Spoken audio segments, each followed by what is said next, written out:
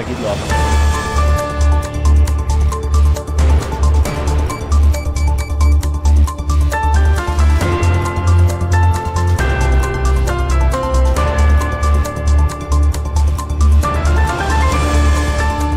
Welcome to ILTV on the Hour. I'm Alec Pollard, coming to you live from Israel with the top stories in the region. The death toll surrounding the protests in Iran has risen to at least 35 people as the challenge to the Islamic regime's leadership continues. Demonstrations have reached over 250 locations in 27 of Iran's 31 provinces, and over 1,200 protesters have been detained so far. Meanwhile, in the Knesset, Benjamin Netanyahu expressed support for the Iranian people, saying the Israeli public identifies with the struggle of the Iranians and with their aspiration for freedom and justice, claiming that Iran may be approaching a decisive moment in which they take their future into their own hands. The Islamic Republic of Iran is accusing the US and Israel of inciting the public against the government.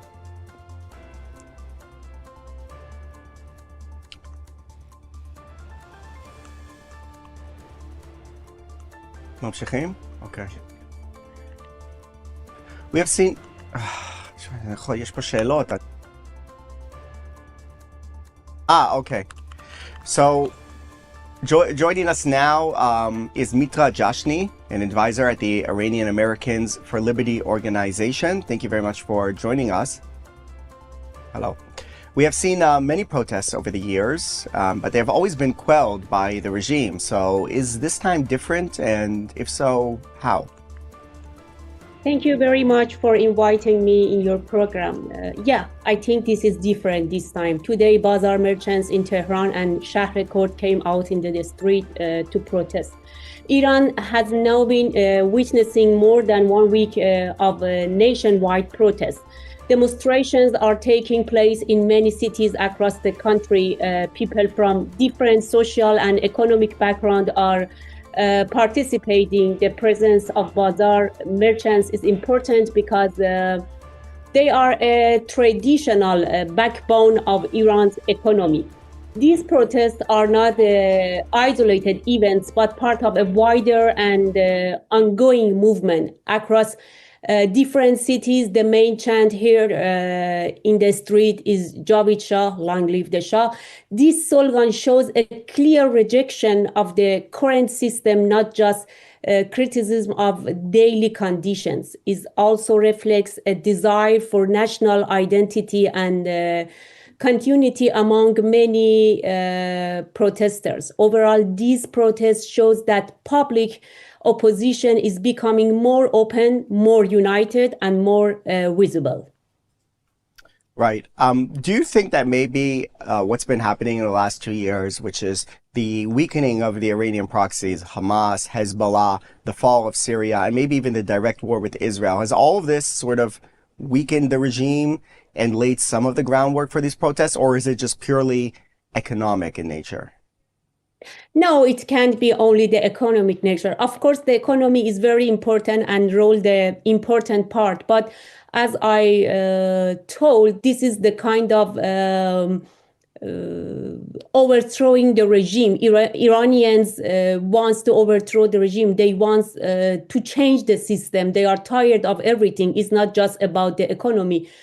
The economy is very important, but Iranians believe that this collapse and the economic situation is coming directly from the Iranian Islamic Republic regime. Right. And what do you make of how the Iranian regime has basically been trying to quell these protests? We're seeing a death toll, many people imprisoned, but you would think that maybe with the scale of the protests, they would be cracking down harder. Does that mean that they're scared of the uprising of the public and of the international community, of being seen as, for example, shooting protesters in the street? Yeah, the Islamic Republic actually is a huge threat for all over the world. It's not only for Iranians, but I think this time, because as I heard from inside the Iran, they said the Basij and also the IRGC that they are in the street. Most of them that they are Iranians, they afraid to be close to the people. People attack to them. Is this time is not just they attack and they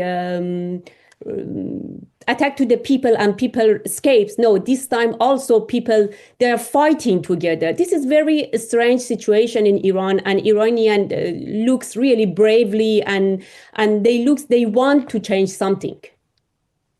What do you make of these, let's say, remarks by Prime Minister Netanyahu saying the Israeli public is with the Iranian people, and then the Iranians responding, about those remarks, Trump's remarks saying, don't intervene in our affairs, you're destabilizing us, and so forth.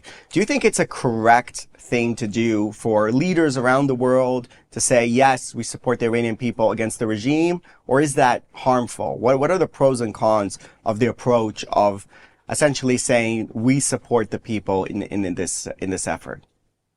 I think it's very important that make people sure that the world watching them, because what Islamic republics during this year did, they just tried to hide something. They tried to make a role, especially Javad Zarif, as we say to him, that's the kind of propaganda machine from the Islamic Republic. He tries always that shows that people are satisfied inside the Iran. This is something inside the Iran that these protests usually is come from the part of like spices from the United States, from the Israel, but this time they can hide. So I think it's very important, especially at this time, that Benjamin Netanyahu, the Prime Minister of Israel, and also President Trump support Iranian people. I receive a lot of message from inside the Iran that they thanks to Benjamin Netanyahu and also to President Trump.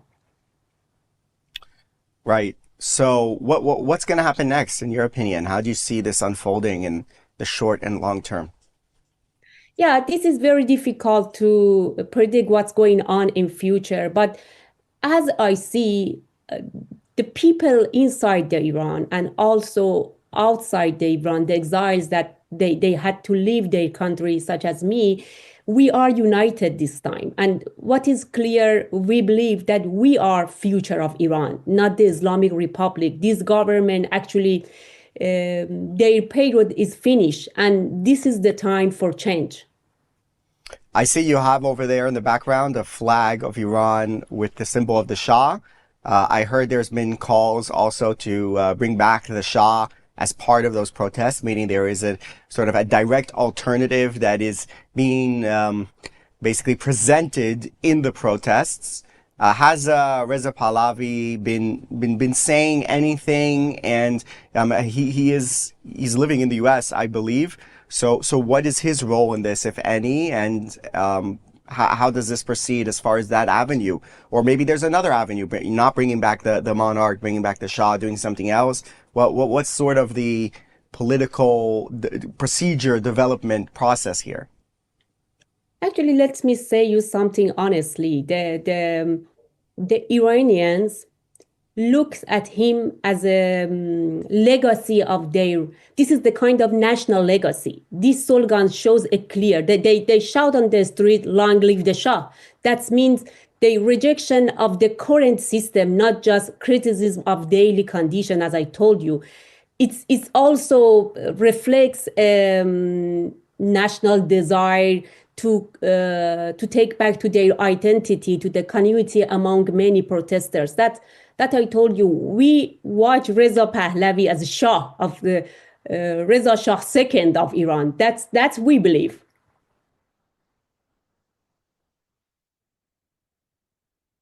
Another issue. We're going to go here to another important item regarding Iran and get back to our guest. So Israel has reportedly tipped off Syrian President Ahmad al-Shara about an Iranian plot to assassinate him.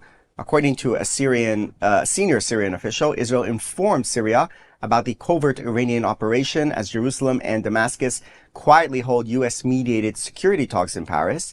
The message was clear. Iran, working together with additional hostile elements, is actively seeking to assassinate the Syrian president. The warning was based on intelligence indicating real and immediate threats to al-Shara's life, which include a second attempt by ISIS in Syria. amid al-Shara's push to ally with the U.S. in order to fight the terror group inside his country.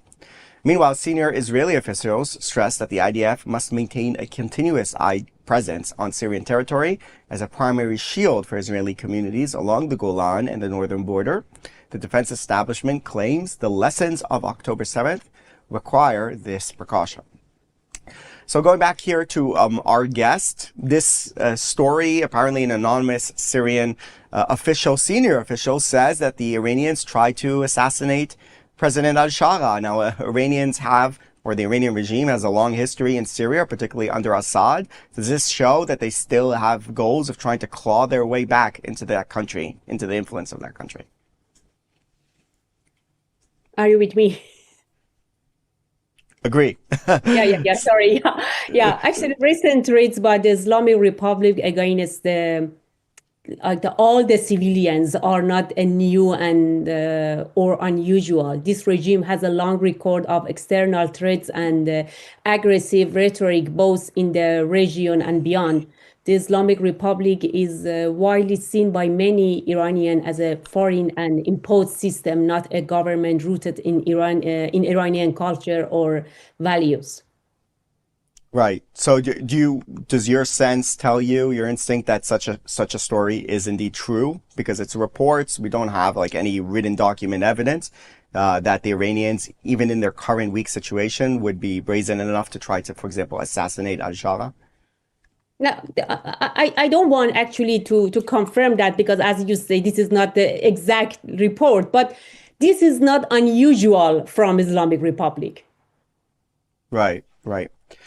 Well, Mitra Jashni, just a final question here about perhaps U.S. involvement in Iran. Of course, there was the 12-day war that happened mid last year, and the Americans ended up bombing the nuclear facilities in Fordo. We're hearing Trump sort of, again, being quite belligerent in his talk about Iran, saying they're going to stop the ballistic missiles program, definitely going to stop the nuclear program. What would you like to see the American administration do, as an Iranian, like to see the American administration do in wake of the recent events?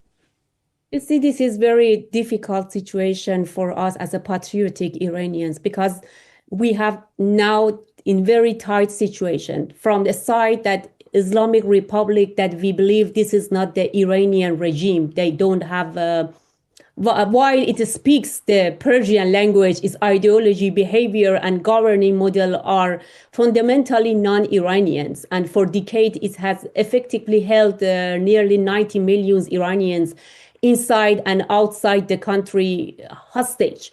But from the other side, this is another country. We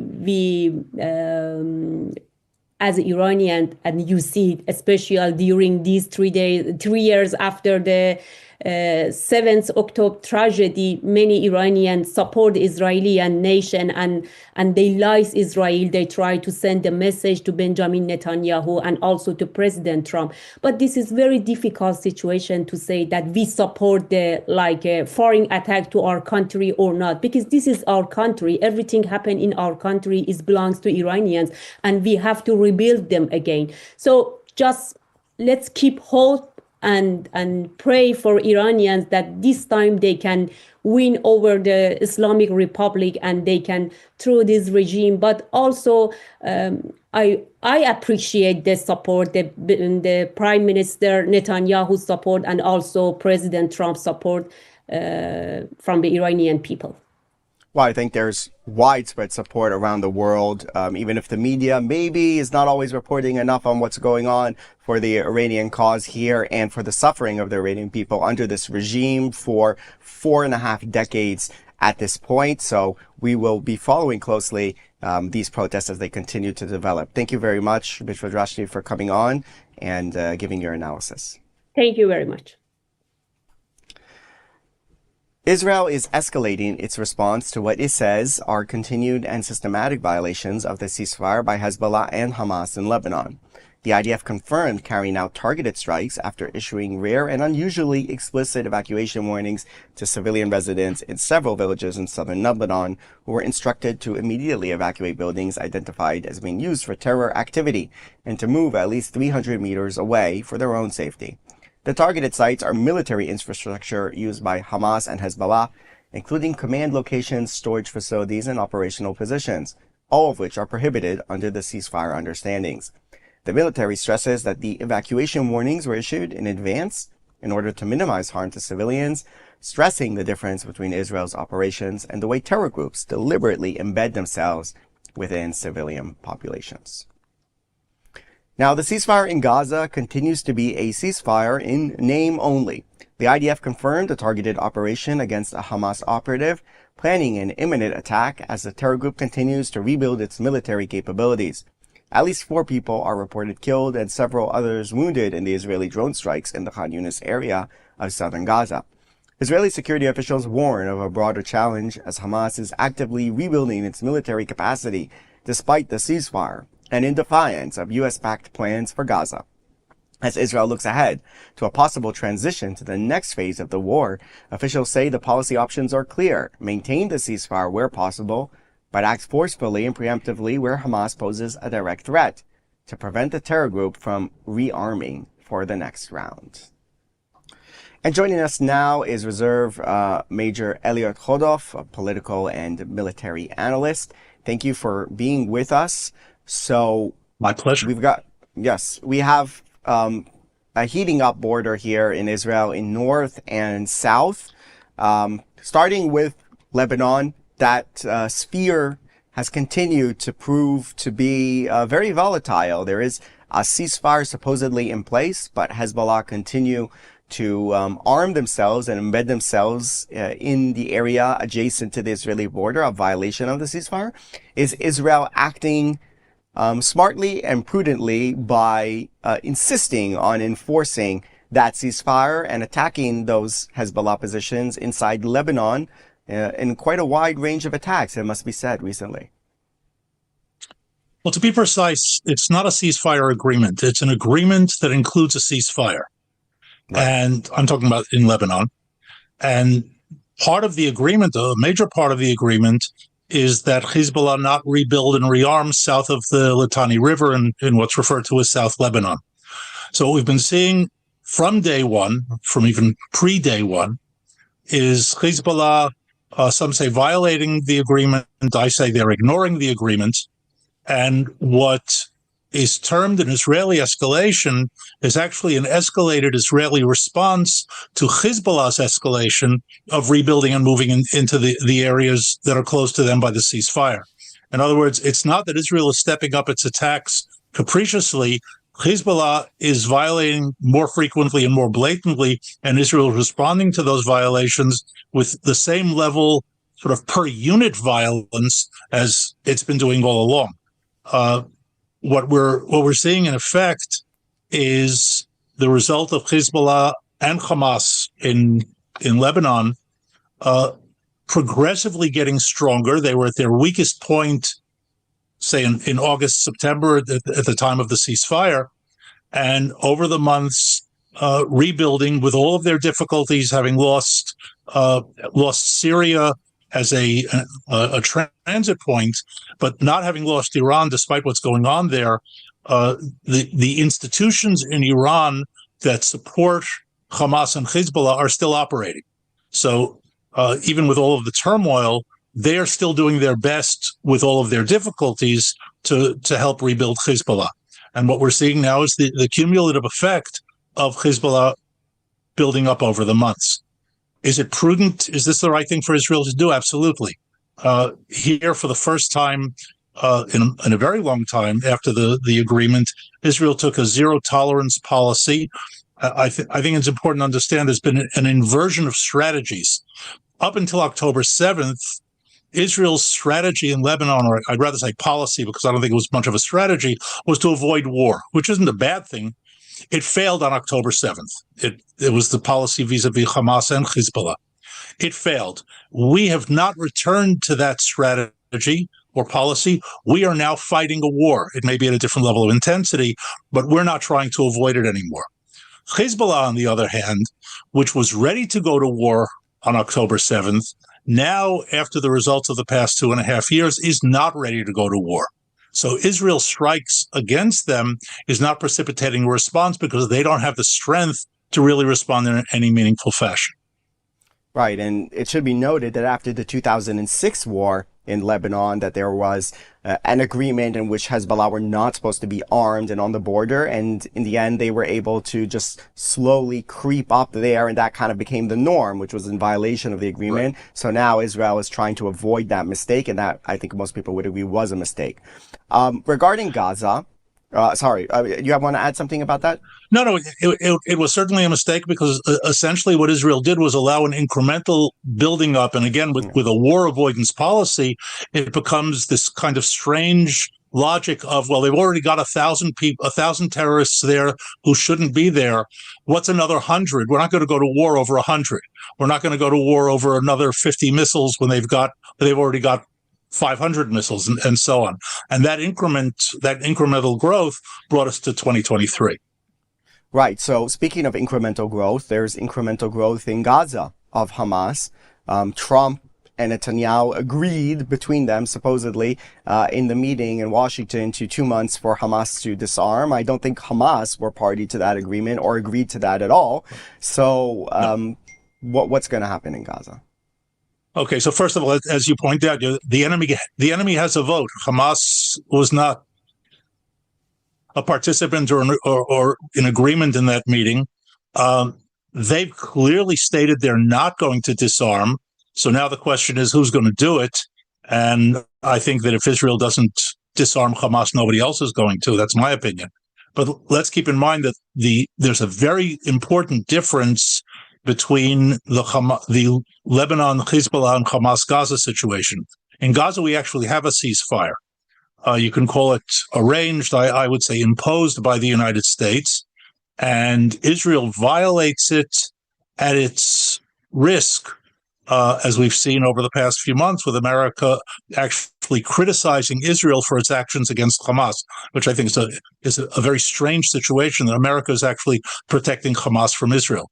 So the IDF can strike at an immediate threat, as we saw, as we showed earlier on the show, but not against the reorganization of Hamas, the rebuilding of Hamas, because that doesn't fall within the frame of the agreement as it stands now. And let's say, looking into the future, the Netanyahu-Trump meeting saying they're going to disarm, and Witkoff says they promised to disarm, allows for them to arm themselves now, because we're pretending as if a month from now or 2 months from now, they're going to give up all those weapons that they're building up with at the moment. I don't see it. I don't exactly see it either. So the question is, what's going to happen in a month or a month and a half from now, when Hamas obviously don't disarm? And, Trump is wanting to proceed with his plans, well-intentioned, it should be said, but not realistic, perhaps. So when reality meets, let's say, fantasy or wishful thinking, what's going to happen? Let's say well-intentioned but ill-conceived. The answer is, a lot depends here. It all depends here on Trump. Does he continue to prevent Israel from moving, pretending that there's some sort of progress or ceasefire? Or does he reach the point where he throws up his hands and says, Hamas is in total violation. There's nothing we can do about negotiating or dealing with them. And, Israel, green light, go ahead and do whatever you need to do to bring them to their knees. Nobody can predict Trump even a day in advance, so I'm not going to try to predict Trump 2 months in advance.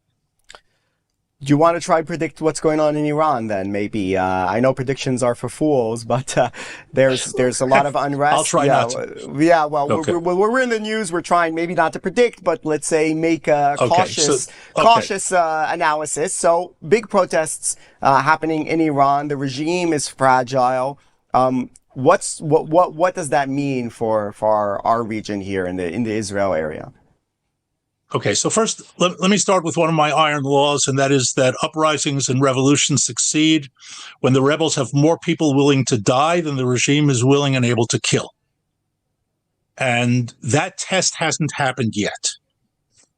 We're still at a stage of demonstrations, and here, with all respect and the hopefulness of your previous guest, I am not convinced that the stage that we're in will transmit or transition into a revolutionary phase. We're still at the phase of demonstrations. Demonstrations do not bring down regimes. They make life difficult for them. They may constrain them. They may cause reforms of some sort or another, but demonstrations are not it. Now, the Iranian regime is caught on the horns of a dilemma. And sorry, I don't sympathize. They can either try to let this sort of run its course and burn itself out, and that's what they're doing at the moment. The other alternative is to try to crack down hard and shut it down with a lot of violence. And that they haven't done so far, and that's what surprised. They have not done. I think some observers is that they've been pretty brutal in shooting protesters and shutting down protesters, and they've kind of actually been relatively light-handed for them for such a brutal regime in dealing with these protests. Absolutely, but here's their problem. Either of those policies can fail. In other words, letting the demonstrations run can turn into a revolution. Trying to crack down on them can also lead into a revolution, as we saw in the so-called Arab Spring over a decade ago. I think that what they're doing is rather clever strategically, because you can go from this policy to the violent one. You can't go from the violent one to this one. Yeah. So I think they're going to let this one play out a bit more, see if it works for them, and if not, they may very well shift to the much more violent policy if this one isn't working. So we're in this sort of pivotal phase, and really it's up to the opponents, the opposition. Are they going to stay in a phase of demonstrations, no matter how extreme and violent, or are they going to actually shift to a revolution? One other thing that I'm watching is, do the troops of the regime, whether it's the army, the Islamic Revolutionary Guard Corps, and others, shift? Do they go over to the side of the demonstrators? If they do that, then we'll see a sort of a critical balance shift, center of gravity against the regime. That in the end of the day, all of these regimes fall because people inside the military actually take action. Without the guns and the actual military might, the unarmed protesters are not going to storm with their bodies the government buildings, obviously. Correct. So that will be a crucial point. Just a final question, though. Even if these protests don't succeed, just the current situation of the regime and the instability, does that strengthen or weaken Hamas? Maybe it makes them more willing to act. How does that affect the proxies that are bordering Israel, the current situation? In the short run, a weakened Iran hurts them. There's no question. I think that what we need to keep in mind, and there's a difference between Hamas and Hezbollah. Hezbollah is an extension of Iran. They're a wholly owned subsidiary of the IRGC. Hamas is a proxy. Hamas will go to Qatar. It'll go to Turkey. In other words, it has the flexibility to move to other places and get support and funding from there. Hezbollah is in a much tighter situation. If Iran goes or becomes very weakened by all of this, nobody really is supporting Hezbollah now, especially now that Venezuela seems to be out of the picture. Nobody is really supporting Hezbollah in a direct sense. That doesn't mean they're finished, but it means they're going to have to go into some sort of a recession period and try to build up from somewhere else. All right, Reserve Major Ali Khodov, political and military analyst, thank you very much for coming on. My pleasure. And with all this talk of war, we'll finish with a positive story. The Bank of Israel has cut the interest rate to 4%, citing falling inflation, a stronger shekel, and continued economic growth. Since the last rate decision, the shekel has strengthened more than 3% against the dollar. Israel's risk premium has returned close to pre-war levels, and local stock markets have outperformed global peers. The bank says economic activity continues to expand, with strong consumer spending, high levels of capital raising in high-tech, and elevated construction activity, even as housing prices continue to rise. Governor Amir Aron said the decision reflects greater economic stability, while stressing that future rates moves will depend on inflation, growth, geopolitical developments, and fiscal conditions. And that's a wrap for this edition of ILTV on the Hour. You can scan the QR code on your screen to get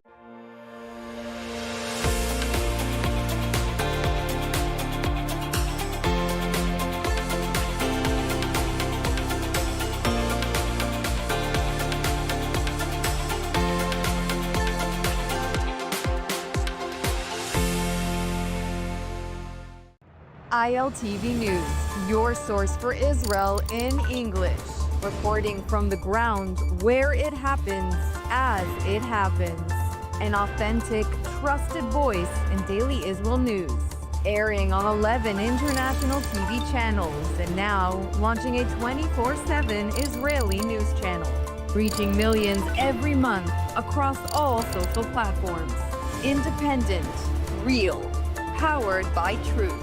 We don't just report, we connect, thanks to a worldwide community that stands for truth. This is ILTV, your source for Israel in English. Hello, everyone, and welcome back to Good Week Israel, the show where we recap for you some of the positive highlights coming out of Israel from this week. I'm your host, Devo Klein, and coming up on today's show, celebrations in Somaliland after Israel becomes the first to recognize the country as independent. JNF USA summer and winter programs build tomorrow's leaders. And the Iron Beam is now in full operational use. This week, Netanyahu returned from his summit in Mar-a-Lago, where the Israeli Prime Minister broke all conventions and awarded President Trump with the Israel Prize. Trump is now the very first non-Israeli recipient of the prize. Just ahead of the Mar-a-Lago summit, U.S. President Donald Trump was informed that he had been awarded the Israel Prize, Israel's top civilian honor for his special contribution to the Jewish people. Education Minister Yoav Kish informed Trump during a phone call. Trump thanked Kish and said he would consider attending the Independence Day ceremony in Israel to receive the award. Netanyahu explained that since Trump has broken so many conventions, Israel decided to as well, to award the Israel Prize to a non-Israeli. Netanyahu said it would honor us, Mr. President, if you could visit Israel on Israel's Independence Day. Well, President Trump has broken so many conventions to the surprise of people, and then they figure out, oh, well, maybe, he was right after all. So we decided to break a convention too, or create a new one, and that is to award the Israel Prize, which in almost our 80 years, we've never awarded it to a non-Israeli, and we're going to award it this year to President Trump. This was announced formally over lunch by our Minister of Education, who's responsible for the Israel Prize. Is going to be awarded to President Donald J. Trump for his tremendous contributions to Israel and the Jewish people. And Israel this week became the very first state to officially recognize Somaliland as an independent state. Now, this controversial diplomatic move actively opens the door for future cooperation. Have a look. Israel has taken a historic and highly controversial diplomatic step, becoming the first country in the world to formally recognize the Republic of Somaliland as an independent state, more than 3 decades after it broke away from Somalia. Prime Minister Benjamin Netanyahu and Foreign Minister Gideon Saar signed the declaration on Friday, with Somaliland President Abdirahman Mohamed Abdullahi signing for his country. Netanyahu called the move historic, saying it opens the door to cooperation in economics, agriculture, and development, and invited Abdullahi for an official visit to Israel. Mr. Prime Minister. It's good to talk to you, and before anything else, I want you to know that I'm signing now, as we speak, Israel's official recognition of Somaliland and its right of self-determination. Our friendship is seminal and historic. So I'm very, very happy, and I'm very proud of this day, and I want to wish you and the people of Somaliland the very, very best there. Very much. Thank you very much, Mr. Prime Minister. Thank you. See you soon in Jerusalem. Next year in Jerusalem, we say. It's a few days from now. Thank you, sir. Sure, I will be glad to be in Jerusalem as soon as possible. Somaliland, a Sunni Muslim entity on the Horn of Africa, said it aspires to join the Abraham Accords, the U.S. brokered normalization framework. Netanyahu said the recognition was very much in that spirit. Somaliland declared independence in 1991 after Somalia collapsed into civil war. While it has functioned as a de facto state with relative stability, peaceful elections, and its own government, it has never before been internationally recognized, a fact that has limited foreign investment and aid. From Israel's perspective, the move has clear strategic value. Somaliland sits near Yemen and the Red Sea, close to the Islamic Republic-backed Houthi rebels. And Israeli officials see the relationship as strengthening regional security and intelligence cooperation.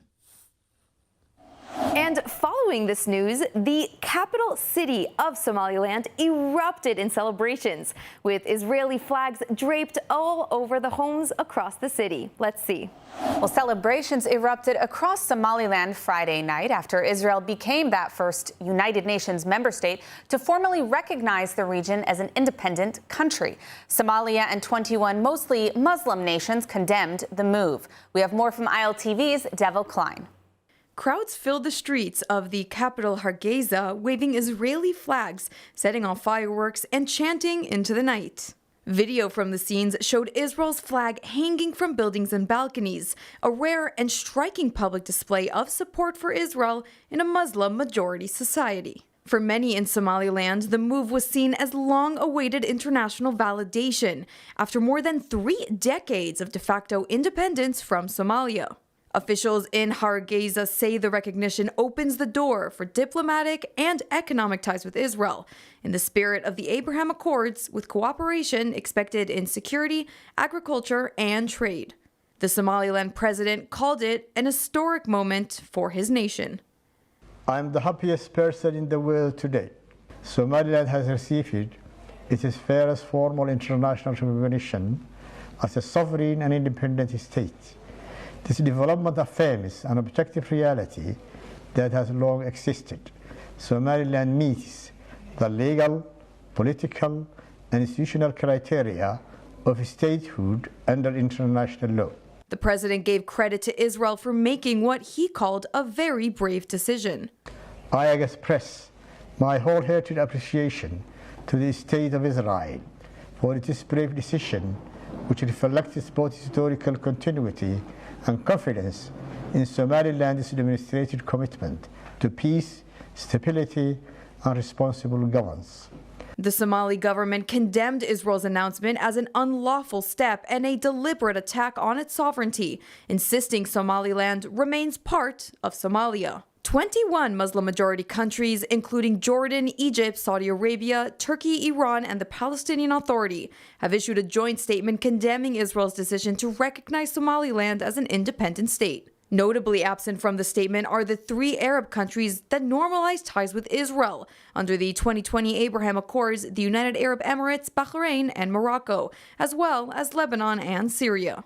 The statement warned of, quote, serious precautions for peace and security in the Horn of Africa and the Red Sea. And the immigration numbers are in for 2025. The trends, not so comforting, but the resilience and the steadfast Zionism is absolutely heartwarming. Have a look. According to statistics published this week, overall immigration, known in Hebrew as Aliyah, declined significantly compared to previous years. The drop comes against the backdrop of war, economic uncertainty, and global turmoil, with many potential Olim postponing their move. Immigration officials note that the security situation, especially the war in Gaza and ongoing frontier tensions, has had a chilling effect on potential Olim, especially families with young children. Despite the overall decline, Israel experienced a modest increase in immigrants from Western countries, including the United States and France, where Jewish communities have been experiencing rising anti-Semitism and security concerns. The growth from Western countries, however, is seen as important.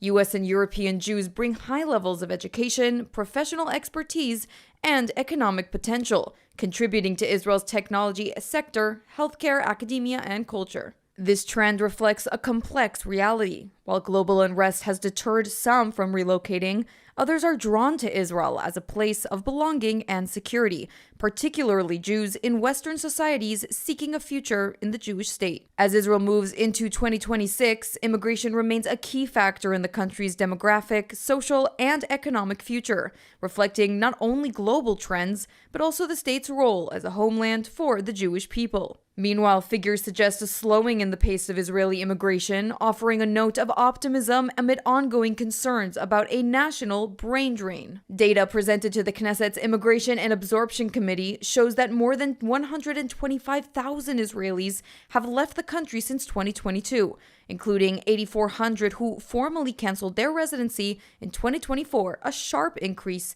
compared with previous years. Lawmakers noted that many of those who left were young professionals and recent immigrants, and stressed the need for policies that address economic pressures, social divisions, and long-term stability. This winter break, hundreds of college students are volunteering across Israel. Now, ILTV spoke to two of the JNF USA volunteers to hear from them firsthand why coming to Israel is the right move. Have a look. Well, thanks to Jewish National Fund USA, a record 90 college students are spending their winter break volunteering across Israel's north and south, restoring communities and strengthening their connection to Israel. Through the Alternative Winter Break program, they're supporting IDF soldiers working in agriculture and honoring fallen heroes. Joining us now from Israel are two of those students, Eyal Lubin and Samantha Levy. Thanks so much for being with us today. To start things off, where are you in Israel right now? We're in Stero right now. And why did you decide to spend your break volunteering in Israel? And what did you expect the experience to be like before you arrived? We'll start with you, Samantha. My grandparents and parents always ingrained in me the importance of volunteering in Israel and contributing to the community. So I just thought I'd give back and come on the JNF trip. And Eyal? Very similar. I've always been intending. I spent a year here in yeshiva on a gap year, and I've always intended on coming back and giving back to the community and being able to volunteer here as much as possible. And thankfully, through JNF, I've been able to do so. Well, we're certainly glad to have you here. Now that you are here in Israel, how does the reality compare to what you had imagined, and how does it feel to see the impact that you're having on the country's north and south communities? It's really, really amazing. We've started the trip. We went all the way from the north, and now we're making our way down south, and being able to see the impact that we as students have been able to make, giving back to the community, and being able to watch our impact really show its deep causes and deep roots is amazing. And we keep giving back as much as possible, and we keep receiving as much as we're giving. Now, Samantha, how do you think this experience will influence your Zionist identity and leadership back on campus? It's taught me to be more proactive and to just really go for it. I think JNF is like the living, breathing proof of that if you think something is like unattainable, it really is. And Eyal? Yeah, I mean, I try to do as much as I can on campus for fellow Jewish students, and I think this trip has just really strengthened within me and given me a reinvigorated spirit to return to campus during the next semester and try to bring more energy and more positive enthusiasm about Judaism, about Zionism, about Israel as much as possible. Well, that's definitely not something to be taken for granted. We know it's not an easy time right now for Jewish students on campus. Now, with several days still left in the program that you're doing now, what are you most excited to experience before you head home? We'll start with you, Eyal. Okay. I am most excited to return back to my friends and my family, both on campus and off campus, and be able to return and share the experiences that I had on this trip, and be able to tell them that it's important that they too visit and that they too volunteer, that they do what they can to help support Israel, whether it be in Israel or in the diaspora in the United States, and do whatever we can as a Jewish community as a whole to support our brethren wherever we are. And Samantha, is there something you're specifically looking forward to before you head back to campus? I'm excited to see the various communities I've seen throughout the years after October 7th occurred and how they have morphed into becoming such a positive environment after such a detrimental thing that occurred. I've, thank God, been here on many trips after October 7th occurred, and every time I just see living, breathing proof that the land of Israel will survive and thrive. All right, well, we are certainly glad to have you both here. Eyal, Samantha, thank you so much for joining me. I just want to say, in addition to programs like the Alternative Break, Jewish National Fund USA is the largest provider of Israel engagement programs in the U.S., with various travel opportunities to Israel available, both for high school and college students like Eyal and Samantha. To learn more, you can visit jnf.org/education. Now let's have a look at some of the recent delegations of Israel bonds and what they did here in Israel and why it's so important. And moving on, a delegation of American healthcare leaders traveled to Israel to witness something extraordinary, a healing nation. Organized by Israel Bonds, the mission took doctors inside Israel's hospitals, trauma units, and medical schools, revealing how care, innovation, and hope continue despite the challenges. Here's their story.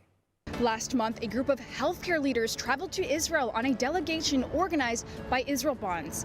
They came to see firsthand Israel's medical institutions in the aftermath of the October 7th attacks, and to see how the country, even through war, continued to care for its citizens and even advance world-class medical practices. This is my second delegation that I've led for Israel Bonds since October 7th.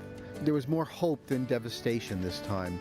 The delegation visited some of the nation's most prominent medical centers, including Sheba and Soroka hospitals.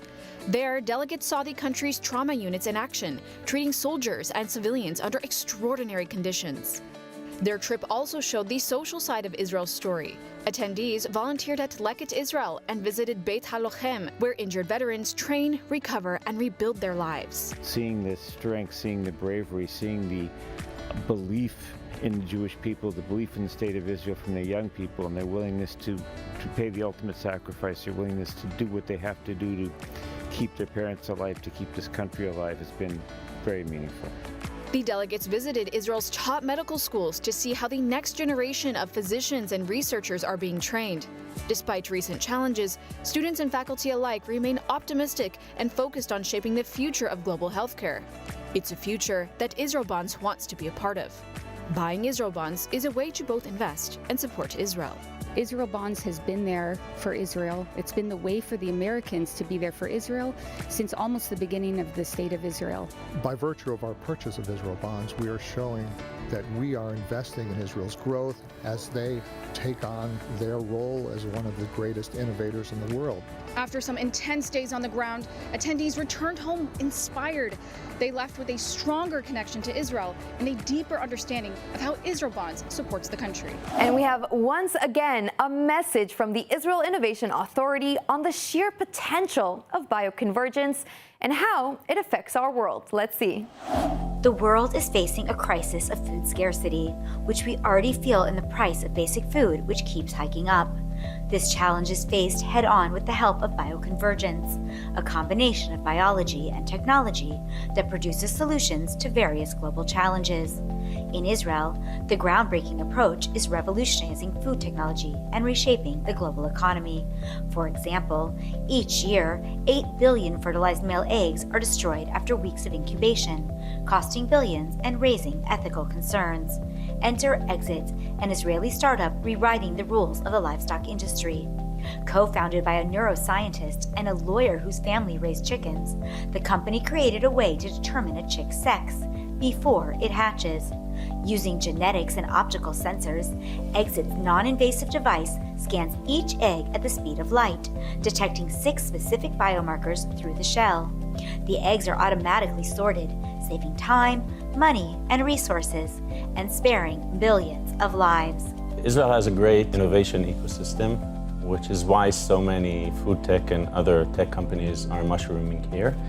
And the system also supports innovation and out-of-the-box thinking and pushing the limits of what solutions can be. Another Israeli company, Genesee, is tackling global sustainability from the sea. By harnessing macroalgae, they produce high-quality plant-based proteins for the food industry, reducing deforestation, conserving fresh water, and offering a sustainable source of nutrition. Bioconvergence is quite a complex thing because we connect here engineering, science, biology, medicine, food tech, agriculture, so many things which are coming together, and their actual role is to solve real problems. Both companies credit Israeli Innovation Authority and its National Bioconvergence Program for driving this new wave of breakthroughs. The program invests directly in pioneering projects, builds cutting-edge research infrastructure, and ensures the right talent enters the industry. By fostering collaboration and streamlining regulation, it helps companies bring products from the lab to the global market faster than ever. Bioconvergence is more than science. It's the fusion of biology, creativity, technology, and purpose. From sustainable protein to ethical farming, Israel's innovators are proving that when biology meets technology, the future of food is already here and knows no boundaries. To learn more about Israel's Bioconvergence program, visit the website.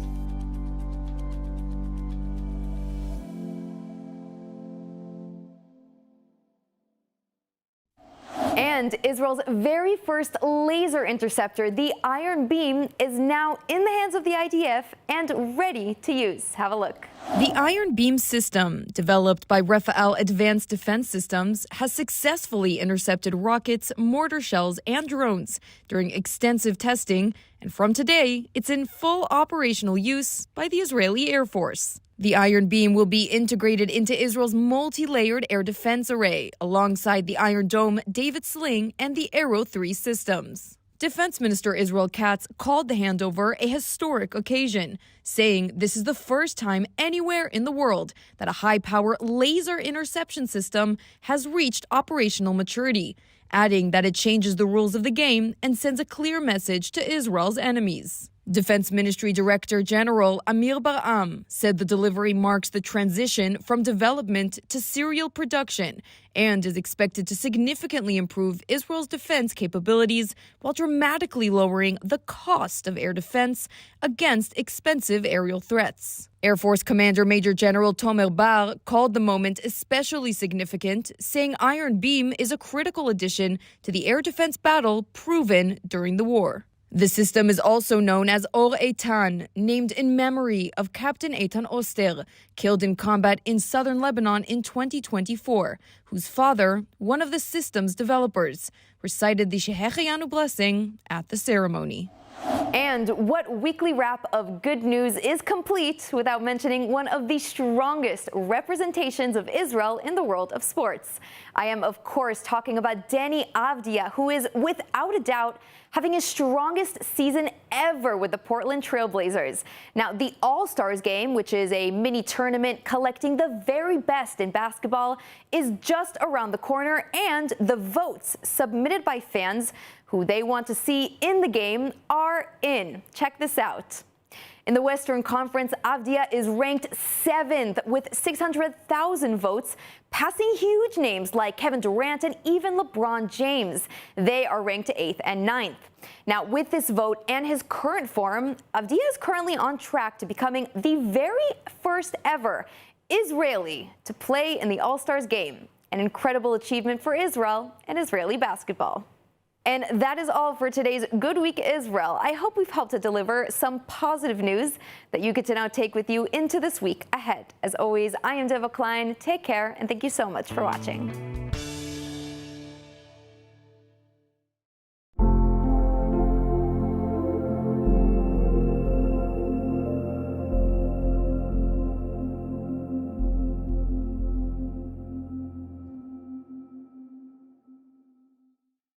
And now, as anti-Semitism surges across the West and following the horrific Bondi Beach massacre in Australia, Rabbi Daniel Rowe, senior lecturer at Aish, is here to explain why this is not just a Jewish crisis, but a deeper breakdown threatening Western society itself.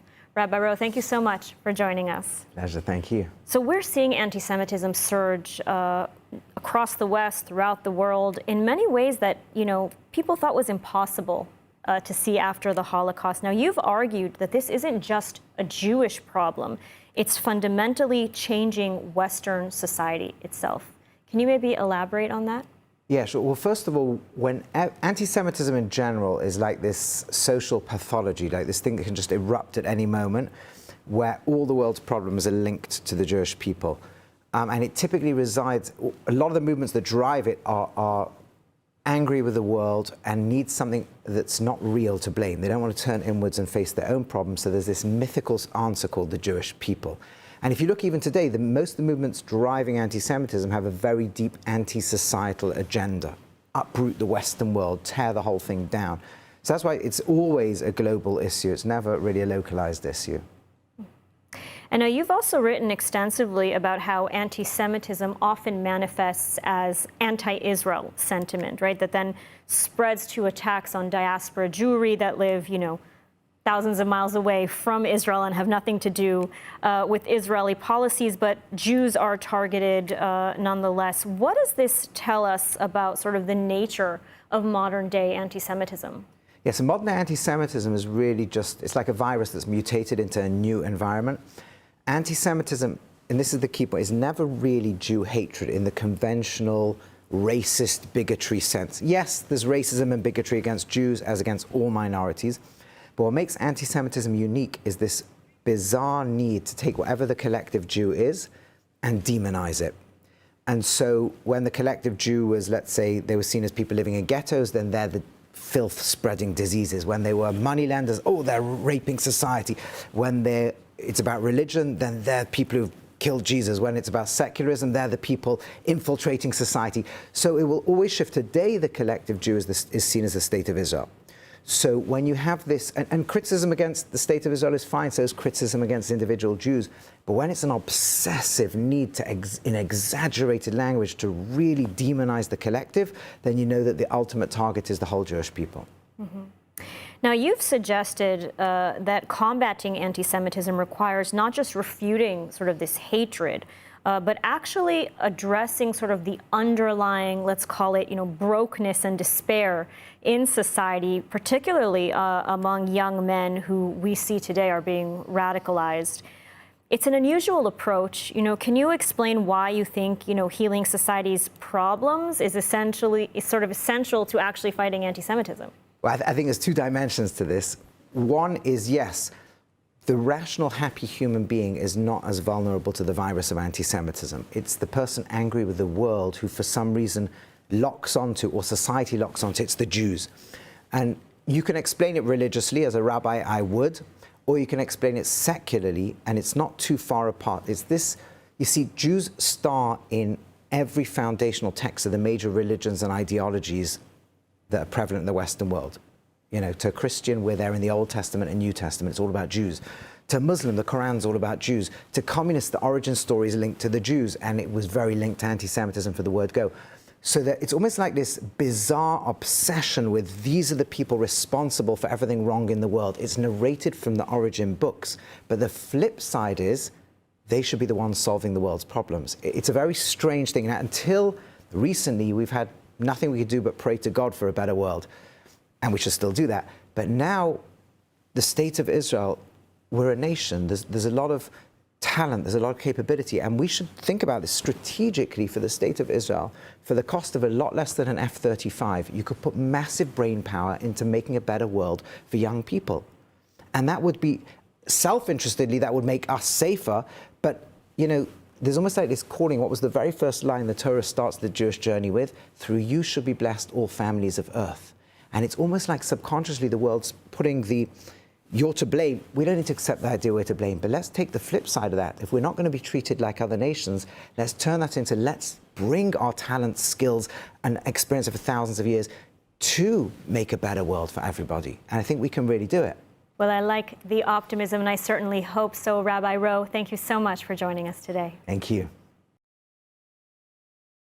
And Israeli forces have launched a major operation in Judea and Samaria, targeting so-called refugee camps, long used as bases for Palestinian terror groups. The action comes amid U.S. pressure to scale back operations in the territories. More from ILTV's Steve Leibovitz.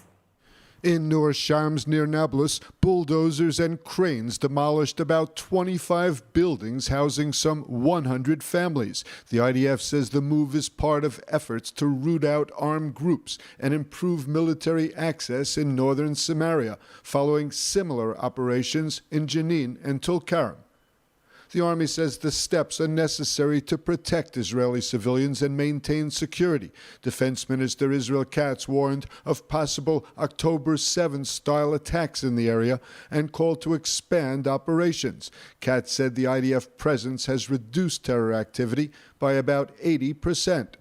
The defense minister also ordered plans to move IDF bases to northern Samaria, calling it an historic security correction. He added, as in Gaza, Lebanon, and Syria, IDF troops must remain on the ground in Judea and Samaria to act as a buffer between civilians and terror groups. Katz's comments came even as President Trump is reportedly pressing Israel to scale back military activity in the territories, strengthen the Palestinian Authority, freeze settlement expansion, and take stronger action against Jewish extremist violence against Palestinians.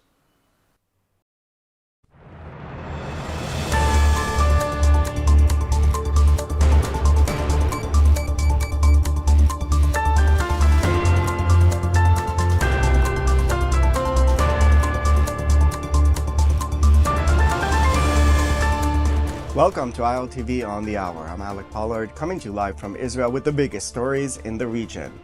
The death toll surrounding the protests in Iran has risen to at least 35 people as the challenge to the Islamic regime's leadership continues. Demonstrations have reached over 250 locations in 27 of Iran's 31 provinces, and over 1,200 people have been detained so far. Meanwhile, in the Knesset, Prime Minister Netanyahu expressed support for the Iranian public, saying that the Israeli public identifies with the struggle of the Iranian people and with their aspirations for freedom and justice, claiming that Iran may be approaching a decisive moment in which the Iranian people take their future into their own hands. Iranian officials accused the U.S. and Israel of inciting the public against the government. اقداماتی یا اظهاراتی که امثال نخست وزیر رژیم صهیونیستی یا برخی از مقام‌های رادیکال آمریکایی، مقام‌های تندرو آمریکایی در رابطه با مباحث داخلی ایران مطرح می‌کنند در قاموس بین‌الملل چیزی نیست جز ترغیب به خشونت، ترغیب به تروریسم، ترغیب به آدمکشی. Israel has reportedly tipped off Syrian President Ahmed al-Shara about an Iranian plot to assassinate him. According to a senior Syrian official, Israel informed Syria about the covert Iranian plot as Jerusalem and Damascus quietly hold U.S.-mediated security talks in Paris. The message was clear.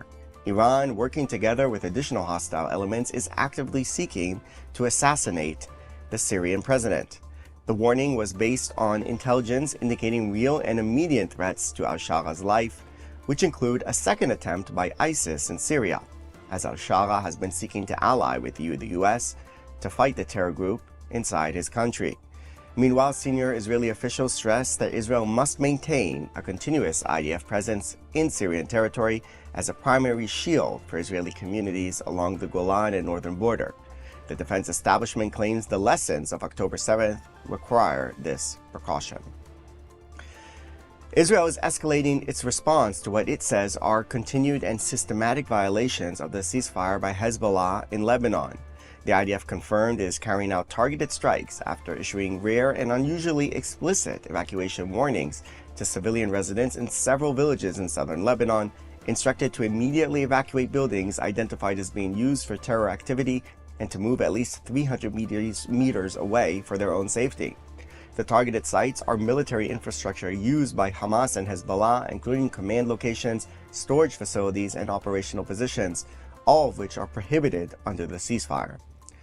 The military stresses that the evacuation warnings were issued in advance in order to minimize harm to civilians, stressing the difference between Israel's operations and the way terror groups deliberately embed themselves within civilian populations. The ceasefire in Gaza continues to be a ceasefire in name only, as the IDF confirmed a targeted operation against a Hamas operative planning an imminent attack, as the terror group continues to rebuild its military capabilities.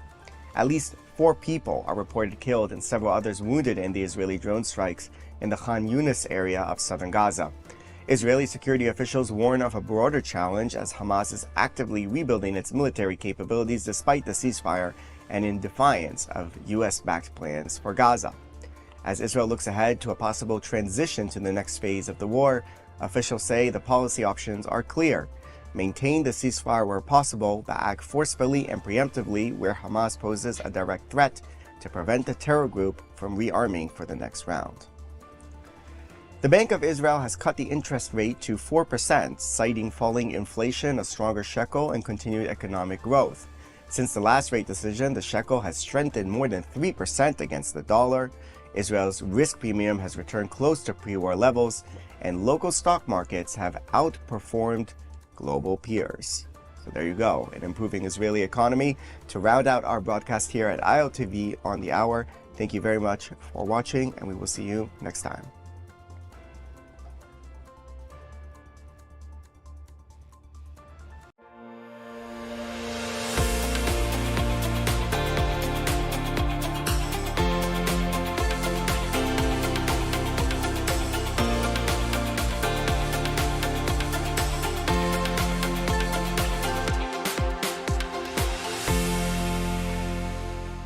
When you buy from Blessed by Israel, you're not just shopping, you're standing with the families of Israel's heartland. Every bottle of delicious olive oil, handcrafted necklace, or jar of honey carries the spirit of Judea and Samaria. These, along with many more products, are the tastes, scents, and stories of the Promised Land, made by people rebuilding our biblical homeland every day. Shop now at blessedbyisrael.com and use ILTV's special code BLESSISRAEL for 10% off on your first order.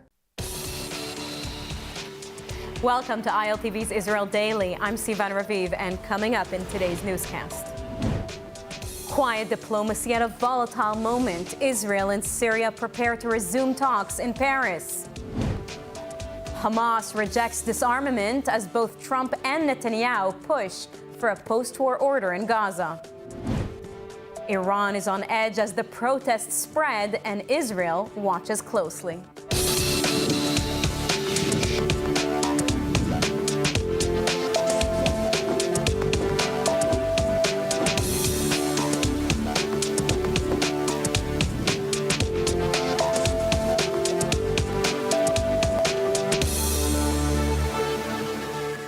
We open today with a diplomatic moment that could reshape Israel's northern front. An Israeli and Syrian officials sit down once again for a 5th round of U.S.-mediated talks over 2 days. More on this from ILTV's Mayan Hoffman. Senior Israeli and Syrian officials are meeting today and again on Tuesday in Paris in a rare round of U.S.-mediated talks aimed at stabilizing the shared border and laying groundwork for a possible future security arrangement. The talks were first reported by Axios, which cited an Israeli official and another source with direct knowledge of the discussions. According to those sources, the meetings are being mediated by U.S. envoy Tom Barak and are taking place over 2 days, with timing kept deliberately vague as discussions unfold. This marks the 5th round of Israeli-Syrian contacts, but the first in nearly 2 months. Previous talks were put on hold amid wide gaps between the sides and following the resignation of Israel's former lead negotiator, Ron Dermer. The renewed push comes after U.S. President Donald Trump raised the issue directly with Israeli Prime Minister Benjamin Netanyahu during their meeting last week at Mar-a-Lago. Axios reported that Trump urged Netanyahu to resume negotiations quickly. An Israeli official said Netanyahu agreed, while stressing that any deal must preserve Israel's security red lines. The goal of the talks is a security pact focused on demilitarizing southern Syria and addressing Israel's military presence in areas it entered following the collapse of the Assad regime.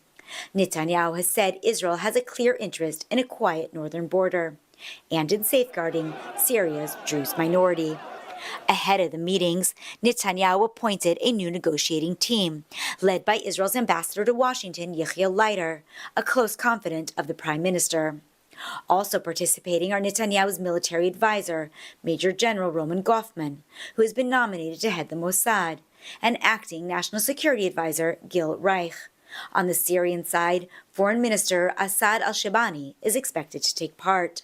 Israeli broadcaster Khan previously reported that Washington and Jerusalem have reached understandings, allowing Israel continued freedom of action in Syria while pursuing a broader security framework. Still, officials caution that no final agreement is expected at this stage, and progress will depend on follow-up consultations after this week's meetings conclude.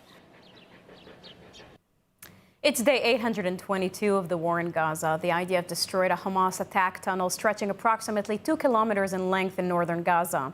The war remains stuck in phase 1 of the Gaza ceasefire, but Prime Minister Benjamin Netanyahu is signaling that this is about to change. ILTV's Steve Leibowitz has the latest. Deployed along the Yellow Line, the army located the massive terror tunnel in the Beit Lahia area near the Israeli side of Gazan control.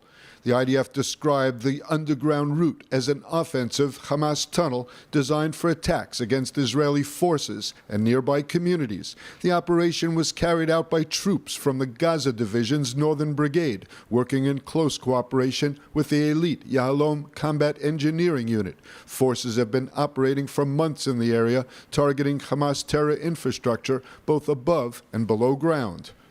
Meanwhile, diplomatic efforts continue, with the United States working to transition from Phase 1 to Phase 2 of the Gaza war framework. Israel is making clear that any further progress depends on security guarantees and the complete disarmament of Hamas.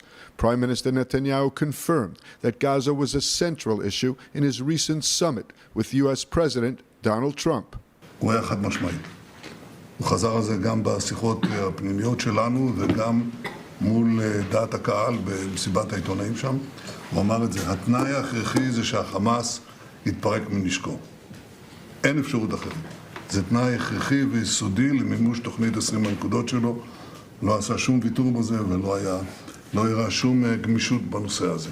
Trump and Netanyahu both insist that Hamas disarm in Gaza. Hamas insists it will not disarm, and question remains whether Trump's planned international stabilization force will do the job or whether Israel will have to return to war. At least 16 people have been killed during a week of growing unrest across Iran, according to human rights groups, as protests over soaring prices and a collapsing economy spread to cities nationwide. ILTV's India Naftali has more. Rights monitors say the demonstrations have led to violent clashes between protesters and Iranian security forces. The Kurdish rights group Hengra reports at least 17 dead, while the Harana activist network says 16 people were killed and more than 580 arrested. Iranian state media has confirmed some deaths and arrests, but has released lower figures. The protests are described as the largest in 3 years. While smaller than past waves of unrest, they have come at a moment of heightened vulnerability for the Islamic Republic, with the economy in tatters and international pressure on Tehran intensifying. Prime Minister Benjamin Netanyahu told the cabinet yesterday that Israel identifies with the struggle of the Iranian people, saying they seek freedom, liberty, and justice. Speaking at the start of the cabinet meeting, Netanyahu said this could be a moment when Iranians, quote, take their fate into their own hands. Iranian officials have responded with heavy crackdowns, mass arrests, internet restrictions, and warnings against foreign intervention after U.S. President Donald Trump said America could intervene if peaceful protesters are killed, prompting retaliatory threats from Iran. Reports suggest Iran's leadership is operating in survival mode, with senior figures acknowledging the strain of simultaneous economic collapse, protest, and the risk of new confrontations with Israel and the U.S. This was the latest comment by Trump. There's been protesters killed in Iran. You said we were locked and loaded, ready to go. What is the line there for when the U.S. is going to get involved in those protests? We'll take a look. We're watching it very closely. If they start killing people like they have in the past, I think they're going to get hit very hard by the United States. And so as Iran faces its most serious internal unrest in years, diplomatic movement is also unfolding on Israel's northern front. Reports of renewed Israel-Syria talks in Paris come as Tehran struggles to contain protests at home, raising new questions about how pressure, diplomacy, and instability may converge across the region. We're now joined by Dr. Mordechai Kedar, Middle East expert at Bar-Ilan University. Thank you for joining us. Hi, Sivan. Pleasure to be here. Likewise. The protests in Iran have now entered a second week and spread across dozens of cities, with at least 16 people reportedly killed and hundreds arrested. Do you see this as a moment that could fundamentally reshape Iranian politics, similar to past uprisings? Could this pose a deeper threat to the regime's survival? Definitely. What we see today is some things which are unprecedented.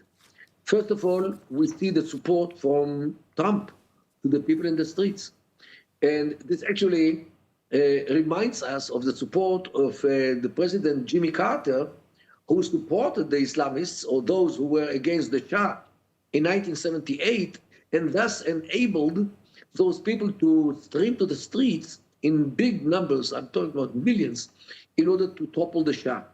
And today, it's actually the same thing, but against those who took Iran over in 1979, when Trump tweets twice a warning to the regime in Iran not to shoot on demonstrators, and he actually said it in live broadcast also. So the people are very much encouraged by this support, and especially after what they saw, what happened to Maduro, because what happened to Maduro can also happen to Khamenei or to Pezeshkian. They have many candidates to join Maduro in his jail in New York from the Iranian people's point of view. And they were very much encouraged by this, because a president who on one side warns the Iranians, on the other side abducts a killer like Maduro, can do it here as well. Why not? Let him come. Good. So this actually is one encouragement. Another thing which defines or characterizes this time of violence is that many sectors take part in these riots. Formerly, like in 2022, when the issue was the hijab, the head cover of the ladies, most of the demonstrators were ladies, especially those who want to go around without scarf. Today, we see many sectors. We see the bazaar, means the merchants. We see students. We see even kids. We see men. We see women. We see women with hijab, with a headscarf, who demonstrate against the regime of the so-called religious regime, although they look like women who identify with the regime because of the hijab, yet they are against it. Now, from Israel's perspective, what are the risks and benefits of taking a more vocal stance? No doubt. Netanyahu came out, I think, yesterday with a recording of a clip encouraging the Iranian people to take their fate in their hands. Means, in Arabic they say that freedom is being taken. It's never being given.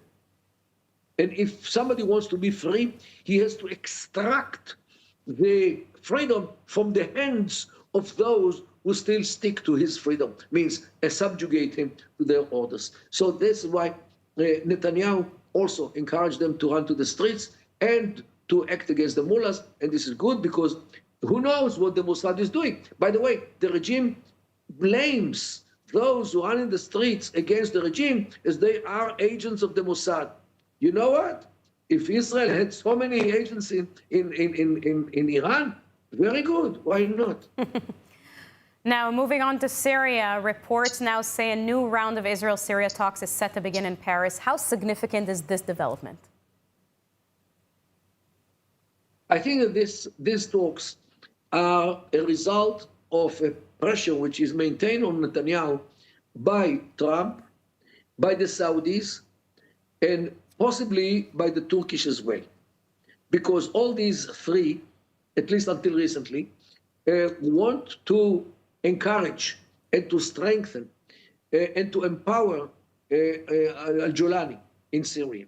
They want Syria to recuperate from the war which inflicted big damages on the infrastructure, on the people.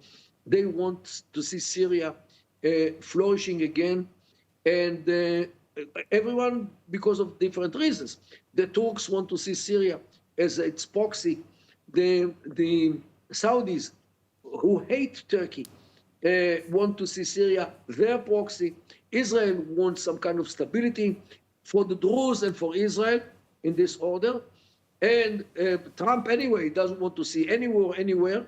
So it's some kind of meeting of expectations for many sides. So Israel, in my view, bit unwillingly sits with Giuliani, because we all know that these jihadists, they could wait for 15, 16 years, as Hamas did, and one day when we fall asleep on guard, they might attack us, Giuliani included. So Israel tries to conclude the conclusions from October 7, 2023, while others try not to see it or ignore it altogether. Dr. Mordechai Kedar, thank you very much. No problem. In Judea and Samaria, the IDF has conducted wide-ranging operations over the past days, arresting suspects and seizing terror funds. And in Jerusalem, a harrowing scene as police arrested a man who lowered a small girl over the security wall. ILTV's Steve Leibowitz has more. The Binyamin and Samaria brigades led nighttime raids in about 24 villages. The army arrested about 100 Palestinian suspects and confiscated more than 1 million shekels, approximately $310,000 in terror funds. The operations were carried out in multiple sectors in Judea and Samaria, with a focus in the Hebron area. In Kabatya, the IDF apprehended 16 suspects and seized 26 illegal drones. Terrorists arrested in Kalkilia included arms dealers. Soldiers seized hunting rifles and ammunition. Defense Minister Katz has urged the IDF to prepare for the possibility of a large-scale terrorist infiltration, similar to the October 7, 2023 attack. He praised the year-long campaign in northern Samaria, which led to an 80% drop in terror activity, he said, which he attributes to targeted operations, resident evacuations, and a continued military presence. The IDF says it will continue to maintain pressure on terror networks to protect Israeli civilians and secure the region. Meanwhile, security forces in the Jerusalem envelope have arrested a suspect in a disturbing case involving human smuggling and child abuse. Jerusalem envelope border police arrested a suspect who was caught on camera transferring a young girl over the separation barrier with a child tied to a rope, a clear danger to her life. Security officials say this incident highlights ongoing concerns in the Jerusalem envelope, where border police continue to monitor and prevent dangerous human smuggling activities, including potential terrorist infiltrators. Nearly 30 American college student leaders from diverse faith backgrounds are ringing in the new year in Israel while participating in Jewish National Fund USA's Caravan for Democracy. The 7-day fully subsidized program equips attendees with the confidence to return to their college campuses and advocate for informed, constructive dialogue about Israel and the Middle East with their peers. Joining us today are two Caravan for Democracy students to share their experiences, Andrew Norton and Polly Johnston. Thank you so much for being here. Andrew, let's start with you. Why did you, as a non-Jewish student leader, want to come to Israel at this particular time? Reasons. First one is this is the Holy Land. I want to see as a devout Christian where my faith comes from, right? I want to see the Bible come alive. I want to see the steps and the places and the things that make my faith so true, much more than believing.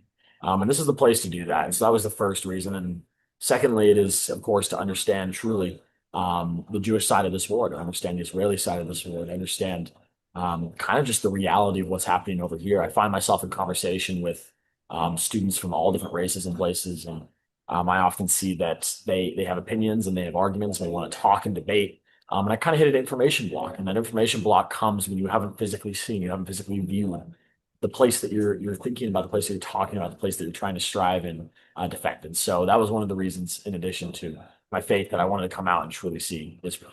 And you, Polly? Very much the same situation, but also I think there's no better time to come to Israel. We are just getting out of the post-war issues, and also awaiting the last hostage to come home.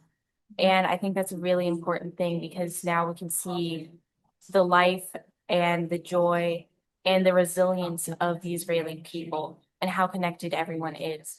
But also back home, I have a lot of Jewish friends and family friends. So this is very personal as well, especially knowing that some friends are here in Israel right now. Polly, what has been the most surprising part of your experience? I think one of the most surprising parts is how joyful and kind everyone is. I think we back home in the United States are given this one perception that Israel is very similar. Everyone's the same. Everyone comes from the same background, and it's very oppressive and cruel. And that's just not the case at all. Everyone has their own opinions, and everyone comes from a different background, and they have different reasons for why they believe in what they believe. And they're not afraid to tell you, and it's absolutely wonderful. Andrew, how will Caravan for Democracy impact you as a leader and an ally when you return to campus? Perception. I think that I'm thankful to the Jewish National Fund, first off, for this opportunity. And in this opportunity, one of the things they talked about was you're going to physically see this perspective that's going to be able to handle and guide your conversation back home.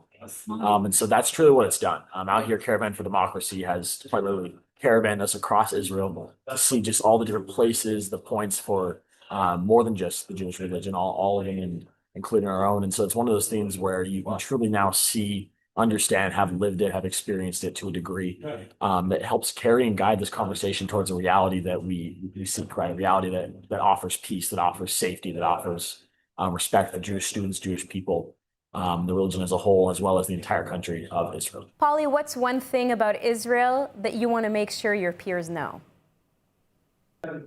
Honestly, I want to make sure that they know everyone is connected and everyone is affected by what happens to the state of Israel and to the people of Israel. I don't think people back home understand quite how fully connected everyone is and how well people can get along despite their differences. And you, Andrew? Yeah, I think that what we really want to bring home is kind of also the opportunity for people to kind of strive and engage in conversation more, engage in conversation that directs people towards the reality truth, right? I talked about the perspective and things like that I love. And so that's something that I learned here is really just the perspective that says, man, this is a welcoming group of people. This is the home of three religions. This is a land that offers and wants and seeks peace with everything. And so that's the one thing I want to be able to share, bring to people, and kind of pass forward. Thank you both for joining us today. Thank you. Thank you. As the largest provider of Israel engagement programs in the U.S., Jewish National Fund USA inspires a lifelong Zionist identity through youth, travel, and cultural experiences, helping individuals stay connected to the land and people of Israel for life. The organization also offers high school and college students of all backgrounds the opportunity to experience Israel in diverse ways that extend far beyond the classroom.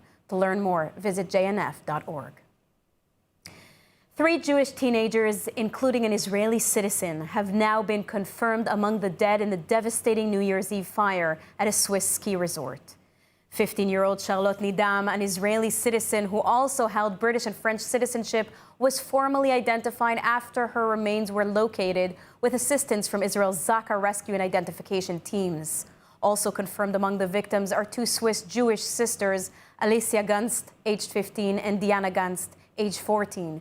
The sisters, members of the Jewish community in Lausanne, are the youngest victims identified in the disaster. Israeli authorities say it remains unclear whether the sisters also held Israeli citizenship. The fire broke out during New Year's celebration at a crowded basement bar in the Crans Montana resort. Investigators believe sparks from small fireworks attached to champagne bottles ignited the flammable ceiling material, causing the fire to spread rapidly. Panic and blocked exits led to a deadly stampede. At least 47 people were killed and more than 100 injured, many with severe burns. Swiss authorities have opened a criminal investigation into the bar's management on suspicions of negligence. Police say all victims have now been identified. In Sydney, Australia, heroes of the Bondi Beach Hanukkah terror attack received a powerful tribute during a ceremony at the Sydney Cricket Stadium. ILTV's Devo Klein has more. At the Australia versus England cricket game last night, a heartwarming ceremony unfolded. The crowd erupted in cheers for the heroes of the Bondi Beach attack. Thousands of spectators, along with the Australian and English cricket teams, stood in applause for Ahmed Al-Ahmed, the Muslim man who confronted and fatally shot the terrorist Sajid Akram, and 14-year-old Chaya Dadon, a Jewish teen who protected 2 young children during the attack. Al-Ahmed entered the stadium with his hand heavily bandaged, while Dadon arrived on crutches, visible reminders of the serious injuries they both endured. The crowd gave them a long standing ovation as the names of the 15 victims were displayed on giant screens with the words "Forever in our hearts." The announcer also declared that this attack was an attack on the Jewish community. Leading the procession were emergency service personnel, including paramedics, doctors, and police officers who responded to the scene, some while off duty, all of whom were respected by the crowd. Members of the Jewish community joined in, receiving a strong show of solidarity and respect. The stadium announcer then thanked the heroes in the community, praising their courage, service, and compassion in the face of tragedy. Ahmed Al-Ahmed and Chaya Dadon stood humble and moved, a reminder of the bravery that saved lives on that fateful Hanukkah night. And now let's take a look at the weather forecast. Partly cloudy skies are expected around most of the country tonight, with temperatures reaching lows of 12 degrees Celsius or 53 degrees Fahrenheit. Then tomorrow we'll see clear skies alongside steady temperatures, seeing highs of 21 degrees Celsius or 70 degrees Fahrenheit. That's a wrap for today's news. For the latest updates from Israel on all your devices, be sure to follow our ILTV channels and keep up with us on social media. That's at ILTV_Israel on all platforms. Stay informed with the latest news straight from the heart of Israel. I'm Sivan Raviv. Be well, be safe, and thank you so much for watching.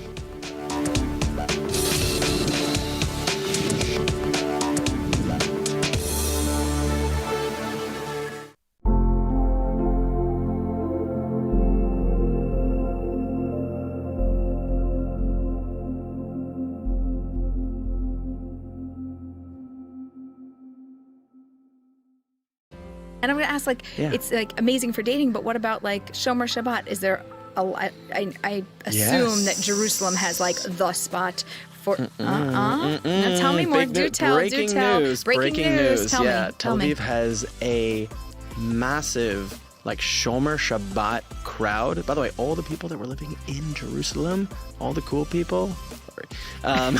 Be careful here. Moved, or a lot of the cool people, let's say, moved to Tel Aviv.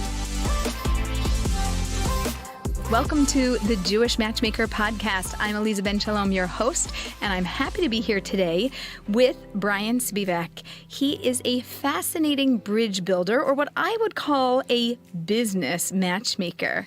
He has started Barzel Media, which is the go-to agency for empowering pro-Israel content creators who face backlash and a loss in partnerships after October 7th. What began as this emergency response has grown into a powerful influencer marketing engine, creating authentic campaigns, digital strategy and storytelling, and live experiences that bolster voices on the front lines of the Jewish story. But his impact goes even further. Today, we'll explore the art and the ethics of business matchmaking, how he aligns with the right influencers and with the right businesses and brands. And with his permission, maybe we'll dive a little bit into his own personal dating. Brian, thanks so much for being with us. Eliza, thanks so much for having me. Really appreciate it. Pleasure. So do we have your permission to dig into personal things later on? Yeah, sure. Why not? Yeah, there's new privacy laws, so we just have to ask for that. Yeah. But let's start with business. What inspired you to launch Barzel Media, and why did you see influencer marketing as a form of this economic Iron Dome? Yeah, good reference on the economic Iron Dome. Yeah, so the story got started right after October 7th. I started volunteering at the Hostage Forum. I built and ran the influencer program, saw that it was necessary, nobody was doing it. And my aim there was to ensure that influencers and celebrities could be a positive voice for the hostages and really tell the individual story about the hostages, who they are, what would they be doing right now if they weren't in captivity, what foods they like to eat.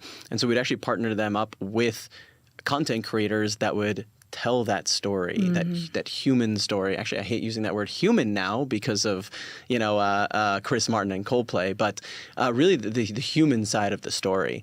And one of the things that I noticed was that influencers and celebrities who were standing up for Israel and the Jewish people, they were actually suffering in their own right. They were getting harassed online. They were losing followers. But most importantly, in my opinion, they were actually losing their brand partnerships, which is their only source of income most of the time.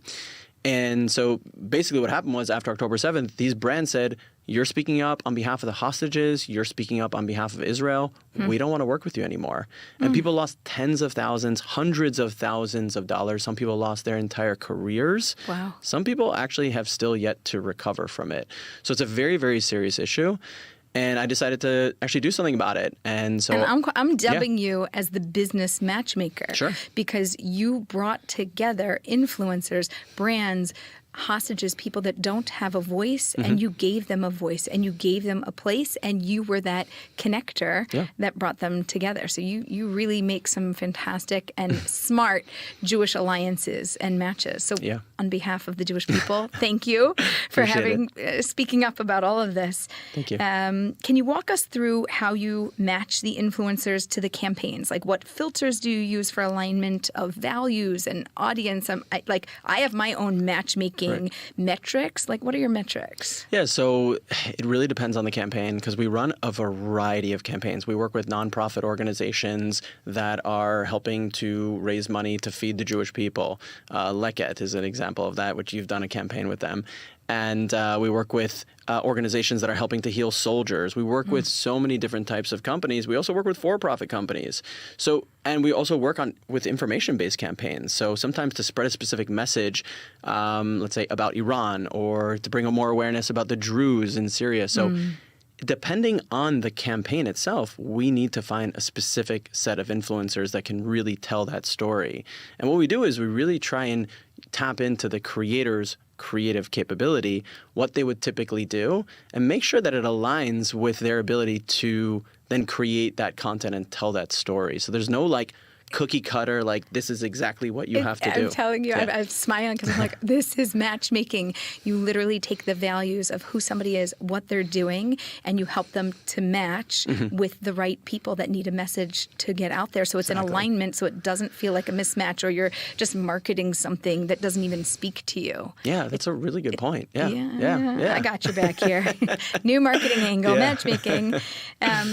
Do you have a most meaningful campaign in mind, or something that you've orchestrated and put together that had a profound impact where you look back and you're like, I did something good there? I mean, you're proud of all your work, but something that specifically gives you that nachas and that joy?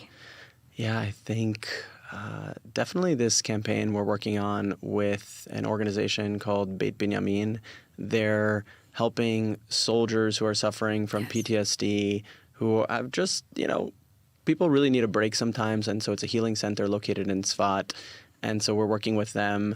You connected me with them, and I spoke with Jen, who is the mother of Binyamin, who is a soldier who fell. And she is a light. Wow.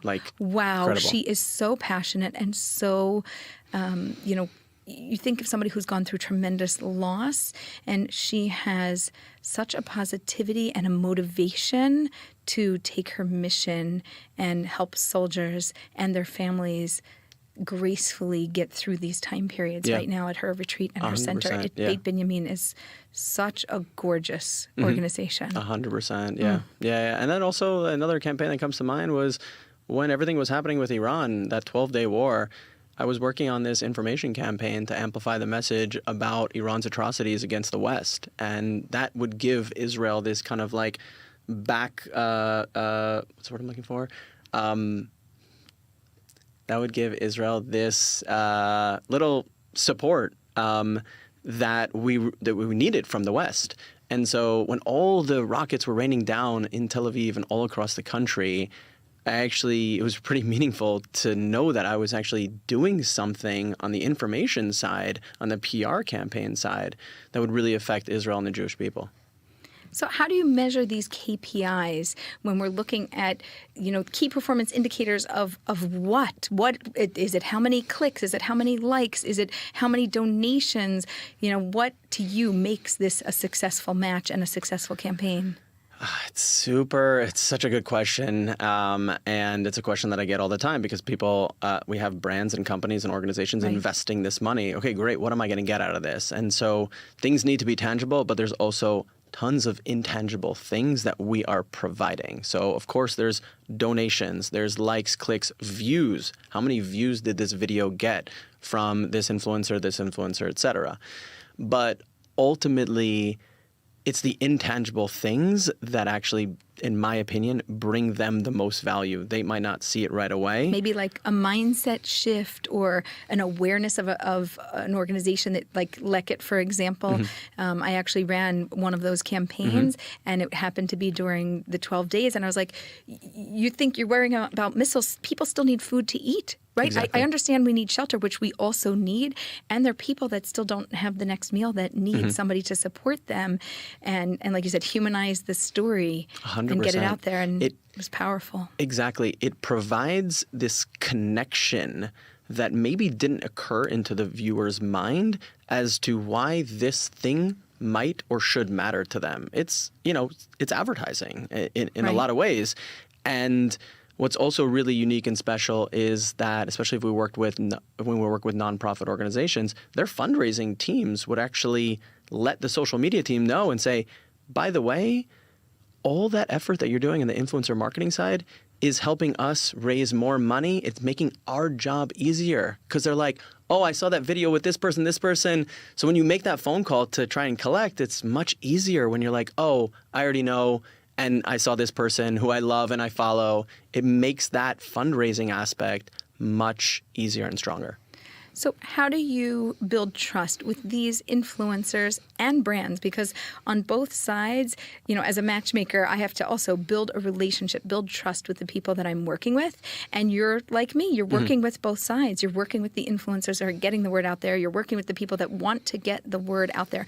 How do they know that they can trust you? They look at your punam and they go, this is a guy that I can trust. What is it about you, or in what way do you approach them so that they know, I can get this done for you. I'm somebody that you can rely on, and we can make a difference to the Jewish world? That's a really good question. I've never been asked that. I think one of the things that's important to me personally, I take my personal reputation very, very, very, very seriously. And if there's ever an incident where I think that something can be potentially perceived as negative, I try not to even walk into that scenario. I always err on the side of caution.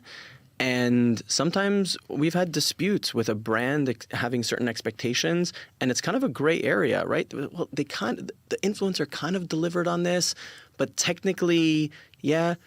And sometimes I'll say, you know what? You guys are actually kind of both right. I'll eat the cost. I've done that before where I've just said, you know what? It's more important that both parties feel happy than for me to try and say, no, you were really wrong and technically this. So integrity is what I'm hearing. Integrity and honesty, because people will say to me, well, how do I know it's going to work? And I'll tell them, I don't. I can't guarantee you that this campaign is going to work. I don't know. And I try and just be really, really transparent. We've worked with this person in the past. They've delivered. But what was hard is that when I started the company, people needed to trust me. And you couldn't say that. I couldn't say you that. had no history. Exactly. I had no history. No success. No success. And so there was a lot of just like trust that this needs to happen. We need to try it. And now, thank God, I'm very, very lucky where I've built up enough of a reputation, and also the influencers that I've worked with have built up a strong reputation that they can deliver when necessary. So that's really important. And how often are you bringing in new influencers? Like, have you found your people, your team, or you one of those guys that, like, in business matchmaking, always has your eye out there for the next potential match in person that you could set up? So we always have our eyes open. We do have some go-to people that, you're one of them, actually. We have some go-to people that we really enjoy working with. And it's not just because it's actually for a variety of reasons. It's easy to work with. You are. I genuinely enjoy working with you. So funny. This is not a promotion. It's a promotion, not a promotion, but we're talking all about you. But there's a book right here. Yeah. We can promote the book, which I've done, with you. So to me, it's about being easy to work with. And super creative, willing to push the boundaries and really try and think outside the box, going above and beyond, right? So if the contract says, you have to do X, Y, and Z, sometimes people will add A, B, and C because I really believe in it or I really want to do it. I want to show up and show that I'm really going the extra mile. And also whether or not you really deliver results. Like that's, those are 2 or 3 important factors. Okay. So now let's lean into matchmaking, real matchmaking, relationships and all of that. You and I have talked about this. We've even, explored a little bit, but not so much. I don't think I've really set you up yet. No, my mom wants you to, though, Shout out, Mom. We're going to work on that one. So because we have your permission to talk about dating, relationship stuff, give us just a little bit about you personally so that we know who we're talking to. And if one of our listeners, by the way, matchmaking is like this communal effort here. It's got to be us to help him. So how can we know you? We now know you professionally. We got a little bit of insight. Tell us a little bit about you personally. Sure. So I made Aliyah 11 years ago. And I am 40 years old recently. It's the crazy. Age of wisdom. Yeah, Welcome. no, I really feel like it. It's crazy. Like I feel like I'm a new person. Like I've just gotten this like crazy good positive energy since I turned 40. I think 40s are fabulous. I'm now at the other end, so I'm 48. Yeah. But they got better, so don't worry. It's amazing. and also I'm embracing it. I feel like it was when I was in my late 30s, I was like trying not to say it. And now that I'm like 40, I'm like, I'm owning it. Exactly. Okay. I have 2 daughters, so I'm divorced. 2 daughters, 2 beautiful, beautiful daughters. And I go to Chabad. I'm very active and one of the leaders in my Chabad community in Tel Aviv. I keep Shabbat, I keep kosher, but in like my own Tel Aviv way, So like people try and put me into a specific box, but it's super hard to do that, so be careful. And what else? In terms of what I'm looking for? Oh, good. Oh, yeah, sure. Please, you lead the way. I'm just going to listen here and take notes. By the way, the last time we spoke, I was looking and we said, who knows, like at that time I was single, technically. I technically am still single, but I started to see somebody. Oh, you're maybe not so available. Maybe. I don't know. Things, I met somebody that I like, Okay. Yeah. Okay, so we're gonna take this information with a grain of salt because it might be completely irrelevant. Right. Or it could be relevant where this, where something, it doesn't last. Who knows, But we have hopes that it's gonna last. We have hope and we have confidence and So maybe tell us, have you ever matched yourself before? Like, have you ever been your own matchmaker or have you had friends set you up? Like, just in general with dating, what has that looked like for you? Like, we all want to, like, take a look into your life and be like, no, is it easy? Everybody says dating is so much easier for men than women. Like, whoa, from a man's perspective, what's the real story? The real story is I live in Tel Aviv, and Tel Aviv is the best city to live in as a Jew. I don't think that there's, especially as a single Jew. Now, it can be, there's like positives and negatives with dating there. And I saw you did a podcast with the Olim in Tel Aviv group. Yes. They're amazing. I love them. And so, they're like the perfect representation of like what living in Tel Aviv in a, what's the word I'm looking for? Wow, losing my words today. whatever. They're the perfect representation of what it's like to kind of live in Tel Aviv. Fast-paced Tel Aviv lifestyle. With also some satire and comedy to it. Yeah. And I'm going to ask, it's like amazing for dating, but what about like Shomer Shabbat? Is there I assume that Jerusalem has like the spot for. Now tell me more. Do tell. Breaking news. Tell me. Tel Aviv has a massive like Shomer Shabbat crowd. By the way, all the people that were living in Jerusalem, all the cool people. Sorry. Be careful here. Moved, or a lot of the cool people, let's say, moved to Tel Aviv because the scene in Jerusalem was just slowing down. There wasn't this vibrant atmosphere. And so we actually got a lot of the Jerusalem people in Tel Aviv now. Yeah, like... So it sounds like the community expanded. Are you talking in massively. The last 2 months, 2 years, I'm talking 6 years? It just exponentially every single year, but been happening since in the last 7 years, I would say. Wow. So it's incredible to see. People who are like hardcore Jerusalem people are now in Tel Aviv because there's this vibrant energy. It's very social. It's easy to make friends. Right. There's where to go. There's what to do. There's every shul that you can possibly think of exists in Tel Aviv. And also, it's one large community. It's not like one of the challenges with Jerusalem is that it's like there's a community here, and it's like, well, I can't go there because I live super far. It'll take me an hour and 20 minutes to walk there. So in Tel Aviv, it's one community? It's one big community pretty much, except Yaffo. Like Yaffo is kind of far, okay, but everything's pretty much accessible in Tel Aviv. Yeah. Wow. Yeah. Okay, so for any listeners who are like, oh, Tel Aviv, there's options. And it has the most beautiful people. Just saying. Yeah. Of course. That's where you live. So now I'm lost the track of thought. Sorry. Okay, we're digging into you anyway, just because you never know. And hey, you're here. We got to get to know you. Top 5 qualities that you would be seeking in a life partner. Because I'm going to hold you to this. Because if the person that you're with matches up, I'm going to check in on you and make sure that this is a good match for you. Okay, so top 5. Yeah, top 5. Like what do you? I'll give you a minute to think as I talk here. What are you looking for in a human being? Whether it's qualities or values or personality, not looks, because looks is a different category. Okay. Just right. education here. Okay, cool. But like, what do you want? Yeah.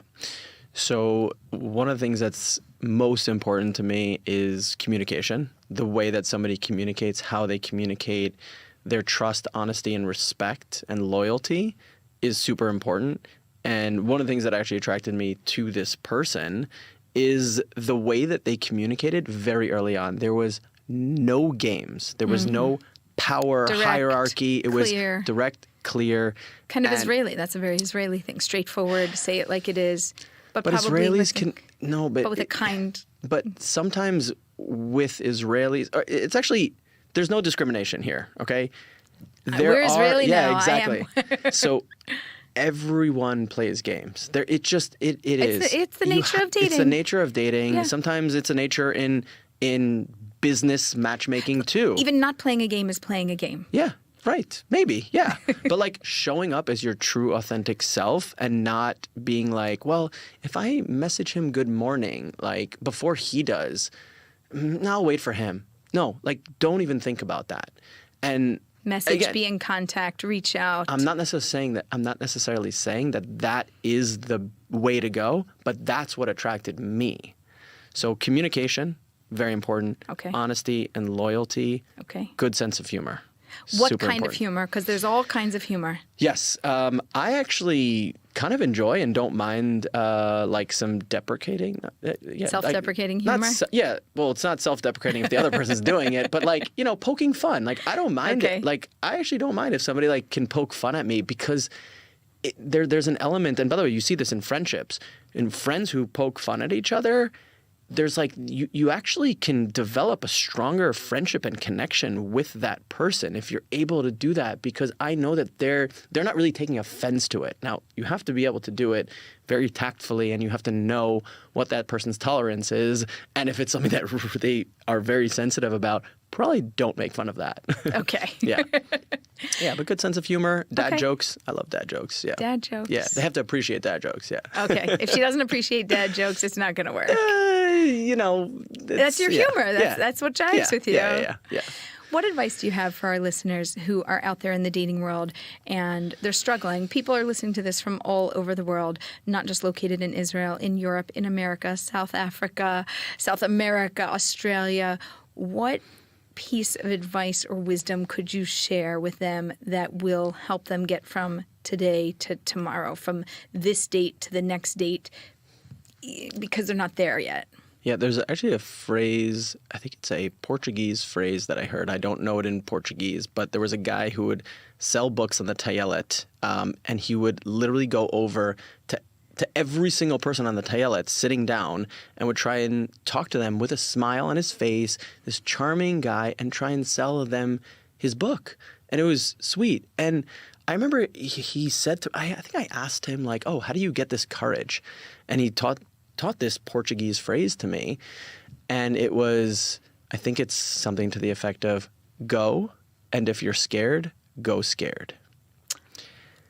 Boom. Boom, right? Right, like hits the heart. You're like, that's it. That's it. That's just the advice. That's it. You're going to be scared anyway. Do it. Just do it. Just do it. And so my philosophy is I just go. I take that step. I'm going to go out. I'm going to, if I'm considering whether or not I'm going to go out, even just outside of my house, and if I have no plans, I'm just going to go, because no good story, this is one of my phrases, no good story ever started with, so I decided to stay in and watch Netflix.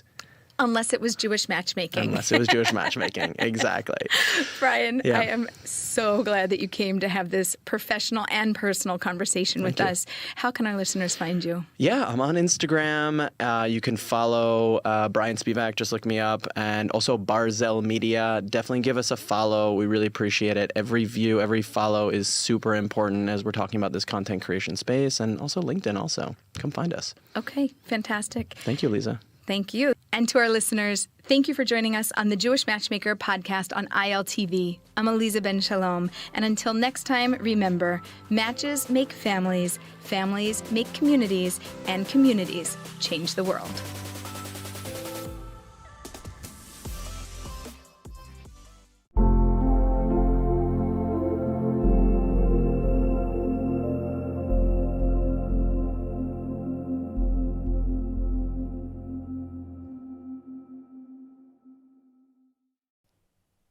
Well, thanks to Jewish National Fund USA, a record 90 college students are spending their winter break volunteering across Israel's north and south, restoring communities and strengthening their connection to Israel.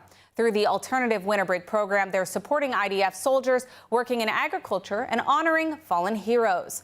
Joining us now from Israel are two of those students, Eyal Lubin and Samantha Levy. Thanks so much for being with us today. To start things off, where are you in Israel right now? We're in Stero right now. And why did you decide to spend your break volunteering in Israel? And what did you expect the experience to be like before you arrived? We'll start with you, Samantha. My grandparents and parents always ingrained in me the importance of volunteering in Israel and contributing to the community. So I just thought I'd give back and come on the JNF trip. And Eyal? Very similar. I've always been intending. I spent a year here in yeshiva on a gap year, and I've always intended on coming back and giving back to the community and being able to volunteer here as much as possible. And thankfully, through JNF, I've been able to do so. Well, we're certainly glad to have you here. Now that you are here in Israel, how does the reality compare to what you had imagined, and how does it feel to see the impact that you're having on the country's north and south communities? It's really, really amazing. We've started the trip. We went all the way from the north, and now we're making our way down south. And being able to see the impact that we as students have been able to make, giving back to the community, and being able to watch our impact really show its deep causes and deep roots is amazing. And we keep giving back as much as possible, and we keep receiving as much as we're giving.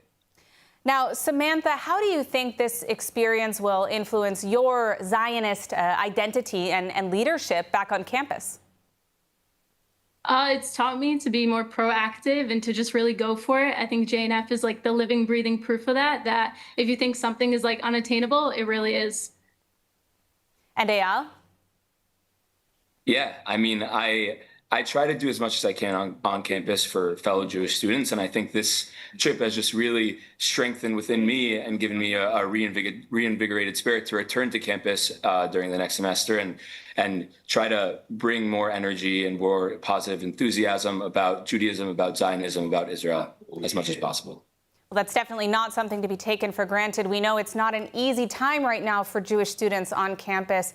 Now, with several days still left in the program that you're doing now, what are you most excited to experience before you head home? We'll start with you, Eyal. Okay.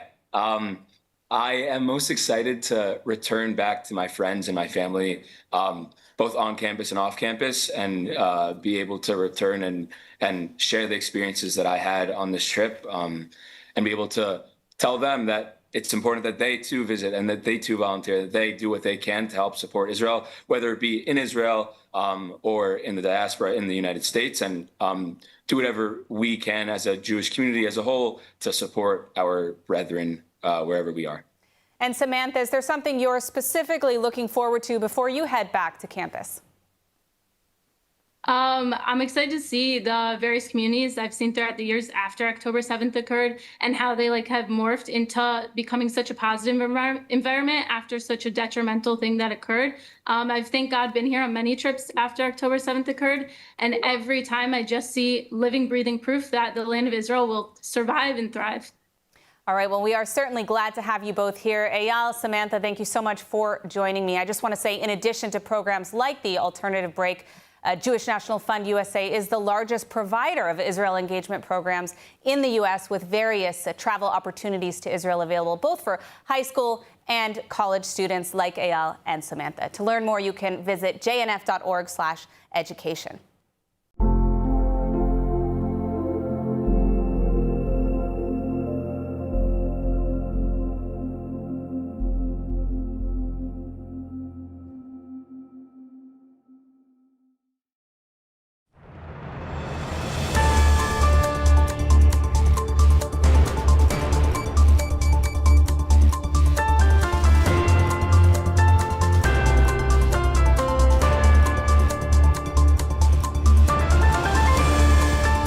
Welcome to ILTV on the Hour. I'm Alec Pollard, coming to you live from Israel with the biggest stories in the region.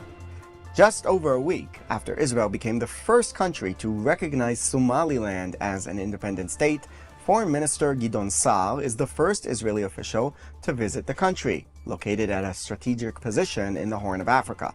Sa'ar's visit is shrouded in secrecy, although a meeting with President Abdirahman Mohamed Abdullahi in the capital Hargeisa is reportedly on the cards. Israel's recognition was met with ire throughout the Arab world, who support the claim of Somalia's government in Mogadishu to the territory of Somaliland, all part of a jostle for control of the Bab el-Mandeb Strait that has been harassed by piracy from the Houthis in Yemen. The death toll surrounding the protests in Iran has risen to at least 35 people as the challenge to the Islamic regime's leadership continues. Demonstrations have reached over 250 locations in 27 of Iran's 31 provinces, and over 1,200 protesters have been detained so far. Meanwhile, in the Knesset, Prime Minister Benjamin Netanyahu expressed support for the Iranian people, saying the Israeli public identifies with the struggle of Iranians and with their aspirations for freedom and justice, claiming that Iran may be approaching a decisive moment in which Iranians take their future into their own hands. The Islamic Republic of Iran is accusing the U.S. and Israel of inciting the Iranian public against the government, including Foreign Ministry spokesperson Ismail Bagay. Listen to this. اقداماتی یا اظهاراتی که امثال نخست وزیر رژیم صهیونیستی یا برخی از مقام‌های رادیکال آمریکایی، مقام‌های تندرو آمریکایی در رابطه با مباحث داخلی ایران مطرح می‌کنند، در قاموس بین‌الملل چیزی نیست جز ترغیب به خشونت، ترغیب به تروریسم، ترغیب به آدمکشی. Israel has reportedly tipped off Syrian President Ahmed al-Shara about an Iranian plot to assassinate him. According to a senior Syrian official, Israel informed Syria about the covert Iranian operation as Jerusalem and Damascus quietly hold U.S.-mediated security talks in Paris.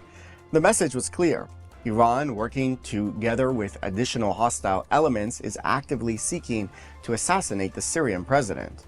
The warning was based on intelligence indicating real and immediate threats to al-Shara's life, which include a second attempt by ISIS in Syria, amid al-Shara's push to ally with the U.S. in order to fight the terror group inside his country. Meanwhile, senior Israeli officials stress that the IDF must maintain a continuous presence on Syrian territory as a primary shield for Israeli communities along the Golan and northern border. The defense establishment claims the lessons of October 7th require this precaution. Israel is escalating its response to what it says are continued and systematic violations of the ceasefire by Hezbollah and Hamas in Lebanon. The IDF confirmed carrying out targeted strikes after issuing rare and unusually explicit evacuation warnings to civilian residents in several villages in southern Lebanon, who were instructed to immediately evacuate buildings identified as being used for terror activity and to move at least 300 meters away for their own safety. The targeted sites are military infrastructure used by Hamas and Hezbollah, including command locations, storage facilities, and operational positions, all of which are prohibited under the ceasefire understandings.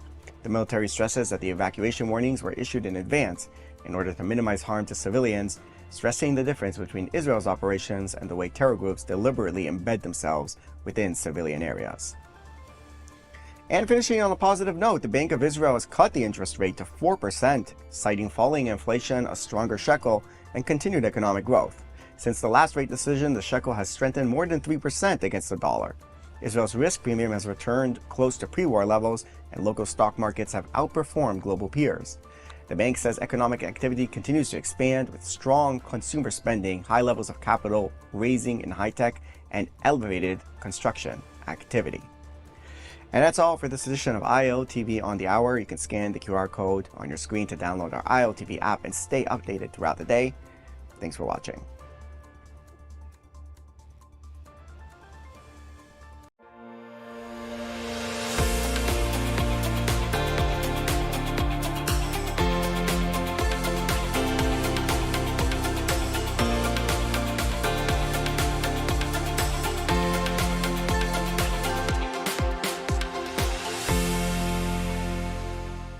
Welcome back to Axis of Truth on JNS, our last episode of the year. I'm Emily Schrader, and today we're speaking about how Christians in Iran are under assault, despite the regime's false claims that they respect freedom of religion. We'll also expose a scandal in Italy of charities for Palestinians, in fact being charities for Hamas. Plus, I'll sit down with Middle East expert Lisa Daftari to discuss the regional tensions and what we can expect to see in the coming months from both the U.S. and Israel. But first, I want to take us back to something that we discussed last week that I believe really needs to be addressed.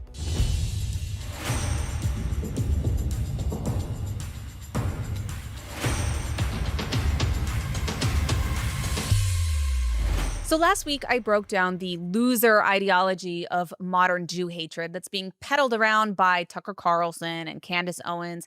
But in her latest rant, Candace spread yet another libel that's been used for years now to drive a wedge between two historically oppressed minority groups in America that, frankly, have always been on the same side, the blacks and the Jews. Take a look. Wake up and learn the true history of slavery, because that wasn't exactly a white men sport, okay? Jewish people were the ones that were trading us. Jewish people were in control of the slave trade. They've buried a lot of it, but it's there, and you can find it. Jews are responsible for the slave trade. This claim is not just wrong, it's also a long debunked anti-Semitic libel. And yet here we are again because anti-Semitism is always a mutating pathology that never needs facts, only bitter, useful idiots like Candace to keep it alive. Let's start with the origin of this myth. The idea that Jews ran or profited from the transatlantic slave trade doesn't come from serious historians. It comes from openly anti-Semitic movements like the Black Hebrew Israelites and the Nation of Islam.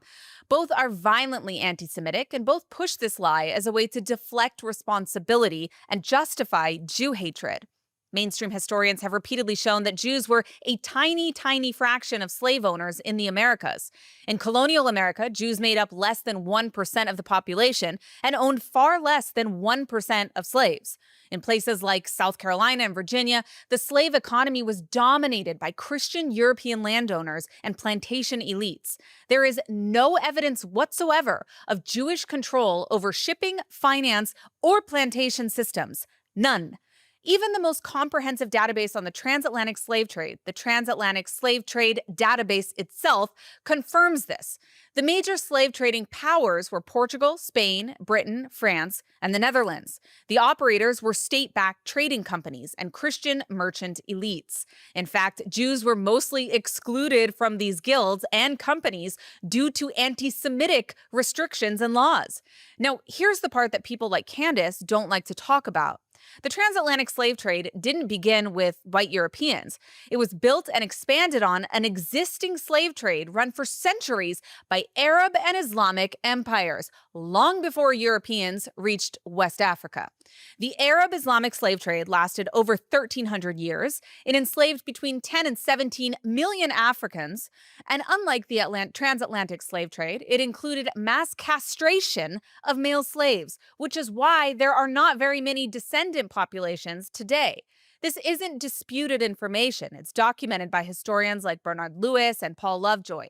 And let's talk about abolition. Who actually ended slavery? It was Western civilizations alone who led the abolitionist movement. Britain abolished the slave trade in 1807 and used its navy to enforce that globally. The United States fought a civil war that cost over 600,000 lives to end slavery. These were moral movements grounded in Judeo-Christian ethics and Enlightenment values. Meanwhile, slavery continued openly in the Muslim world well into the 20th century. Saudi Arabia didn't officially abolish slavery until 1962. Mauritania, 1981. Which brings us to the present. Modern slavery today is concentrated in Islamic and Arab-majority countries. Human trafficking, forced labor, and sex slavery are rampant in places like Libya, Qatar, Afghanistan, and Yemen. The kafala system enslaves millions of migrant workers. ISIS literally ran open slave markets for Yazidi women and girls. And yet the same people who never say a word about that are obsessed with blaming Jews for a system they didn't create, didn't control, and fought to end. This is not about history. Anti-Semitism is a conspiracy theory looking for a target. And when people like Candace Owens parrot lies born in extremist sects, they're not being brave or contrarian. They're being historically illiterate and morally bankrupt. Well, now that that's been cleared up, let's move on to our leading stories of the week. First off, Christians and other religious minorities in Iran are facing a wave of persecution, according to a new comprehensive report by Nufti. Christians are under assault just days after Christmas. While much of the world is still talking about peace, goodwill, and religious freedom, the new report from Nufti reveals a very different reality inside of Iran. Now, the report, titled Faith Under Siege, documents a brutal and deliberate crackdown against religious minorities following the so-called 12-day war in June, and Christians are on the front lines of that persecution. Now, when the Islamic Republic fails abroad, it always takes revenge at home. And this time it was Christians, Jews, and Baha'is who paid the price. More than 21,000 people were arrested overall, but Christians were specifically targeted through coordinated raids, arrests, and fabricated espionage charges. Now, Nufti documents that more than 50 Christians arrested and accused of being foreign agents or Mossad mercenaries. Their actual crime was worshiping, praying, owning Bibles, and celebrating Christmas. The report exposes the regime's lie of religious tolerance. While Iran claims to protect historic Armenian and Assyrian communities, even those Christians live under constant surveillance and discrimination. Converts from Islam face far worse, including years-long prison sentences, torture, and charges that can carry the death penalty. Despite all this, Christianity is still the fastest-growing religion inside of Iran. We're talking about women who are sentenced to 17 years in prison for hosting house churches, men sentenced to 10 years for sharing the gospel in Persian, homes raided in the middle of the night with Bibles confiscated, electronics seized, and entire families terrorized. The report details how raids are often timed around Christian holidays, including Christmas, designed to maximize fear and humiliation. Detained Christians face interrogation, solitary confinement, medical neglect, and pressure to confess or inform on others. And this is all happening while the regime continues to sell a fake image of tolerance to the West, pointing to a church here or a synagogue there for foreign cameras, while systematically crushing real religious life behind closed doors. And Christians aren't alone. Jews have been arrested for online activity deemed too Zionist. Baha'is accused constantly of espionage simply for their faith. Different communities, same playbook. Right after Christmas, this report is a sobering reminder that in Iran, faith itself is treated as a threat, and belief is met with handcuffs, prison cells, and silence. Now, on to our next story. Have you been targeted by those ads to support the children of Gaza with these sad, disheveled looking Palestinian children? Well, if you donated in Italy, your money may have just gone to Hamas directly. In the midst of ongoing global debates about the war in Gaza, Italian authorities have revealed a massive Palestinian terror financing network using charities as cover to funnel millions to Hamas. According to multiple law enforcement reports, Italian anti-mafia and anti-terrorism units arrested 9 people on December 27th on suspicion of funneling more than 8 million euros to EU-designated terror group Hamas. The suspects used at least 3 Italy-based charities that claimed to raise funds for humanitarian aid, but allegedly sent most of those funds to Hamas directly. Among those arrested is Mohammed Hanoun, the president of the Palestinian Association in Italy, whom prosecutors have identified as the head of that Italian cell that facilitated these financial transfers to Hamas-linked groups. Now, what makes this case even more striking is the context of Hanoun's public presence in European activist circles. Just a few weeks ago, he was photographed at events with Greta Thunberg, whose own actions recently included being arrested in London during protests for a UK-designated Palestinian terror group. Italian investigators say the illegal funding was moved using complex international financial transactions over the last 2 years and was discovered after suspicious transactions prompted further scrutiny. Now, authorities also seized assets that were valued at over 8 million euros, including cash found in charity offices and private homes. These arrests come amid widespread anti-Israel protests across Europe. In Italy, in particular, Hamas-supporting Islamists have shut down events, public spaces, metro stations, and engaged in violence in recent weeks over the Palestinian issue in a coordinated campaign to wreak chaos across Italy. Italian Prime Minister Giorgia Meloni and other officials have praised this operation, shutting down the terror funding as an important step in uncovering how terrorist financing is frequently masked as humanitarian aid. Remember when we were criticized for saying that the protests and the fake outrage was a front and had nothing to do with Palestinians who may actually be in need? Well, here's your proof. And this story isn't limited to Europe. There are emerging signs of increasing scrutiny in Canada into the funding of charities and nonprofits that potentially are channeling resources to extremist organizations or acting as front groups for terror groups. Terrorist organizations like Hamas have long sought to use charities in the West to raise money under the guise of humanitarian aid.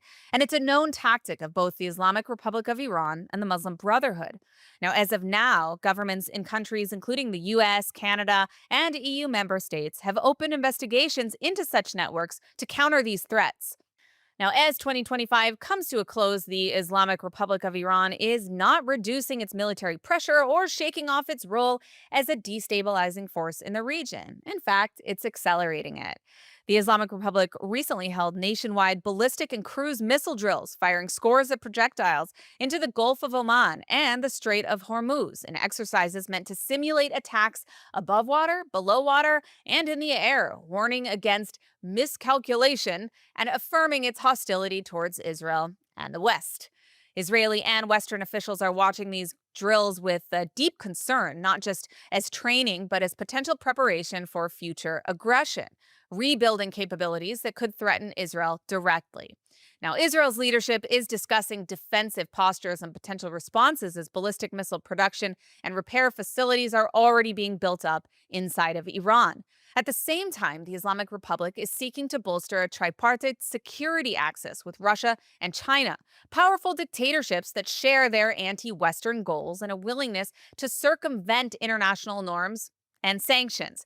Now, this partnership includes joint naval drills off the coast of Iran and in the Indian Ocean, and warship deployments to BRICS maritime exercises in South Africa that are meant to project power and challenge U.S. and Western naval presence. But the Marine Security Belt exercises with China and Russia aren't just symbolic, they symbol a geopolitical shift where the Islamic Republic is embracing a network of autocratic states to undermine Western alliances and reduce its own isolation.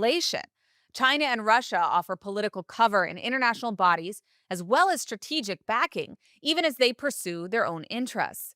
Now, for Israel, this is a dual threat. The Islamic Republic's missile program could serve as a delivery system for future weapons, while its alignment with global powers like China and Russia are providing it with diplomatic and potential military backing on the world stage. Israeli leaders have already made it clear that they're monitoring these drills and capabilities closely and are preparing defensively in coordination with the United States, which is one of the reasons that the Prime Minister is visiting the United States this week. Now, another concern is that the plans for expanded BRICS naval exercises hosted by South Africa could place Islamic Republic warships in the Atlantic for the first time, extending the strategic reach of this axis far beyond the Persian Gulf and directly into global trade routes and Western security interests. This is not random military posturing. It's a pattern of militarization and strategic alignment with Russia and China that advances anti-Western goals and threatens regional and global stability. This is not just about Israel. And as the Islamic Republic continues these drills, its strategic partnerships and missile capabilities will be at the center of Israel's defensive calculations and really should be at the center of all of the West's defensive calculations as well. Well, joining me now is Lisa Daftari, a Middle East affairs expert and internationally renowned journalist who spent years exposing the Islamist ideology of the Islamic regime in Iran, their operations, and the growing influence as well of the Muslim Brotherhood in Western democracies from the Middle East to Europe to the United States. Now, Lisa has been a leading voice warning about the dangers of ideological subversion, sanction evasion, and the role of state actors like Qatar in funding and mainstreaming extremism while simultaneously positioning themselves as Western allies. Lisa, thank you so much for joining me today. Now, for years, successive U.S. administrations have avoided any serious commitment, at least, to regime change in the Islamic Republic of Iran, even as the regime continues to oppress its own population, fund terrorism globally, destabilize the entire region, even attempted to assassinate President Trump. So why has Washington been so averse to pursuing regime change in Tehran? And has that reluctance, you think, cost anything in terms of the Iranian people and Middle East stability? Yeah, it's a great question because everyone wonders. I mean, there is no good reason for this regime to stay in power. If you look at the brutal human rights, if you're not into the human rights, you look at the nuclear weapons, you look at regional destabilization. They have their hands in all kinds of crimes, exporters of terrorism, funding terror proxies globally. They're at the footbed of the United States in South and Central America with their presence there. So, of course, then again, we come back to your question, why hasn't anything been done? Well, Republican and Democrat administrations have had a very knee-jerk reaction to regime change, the concept of regime change, because it has failed us so badly, because it has been applied in situations and in circumstances that it did not sustain.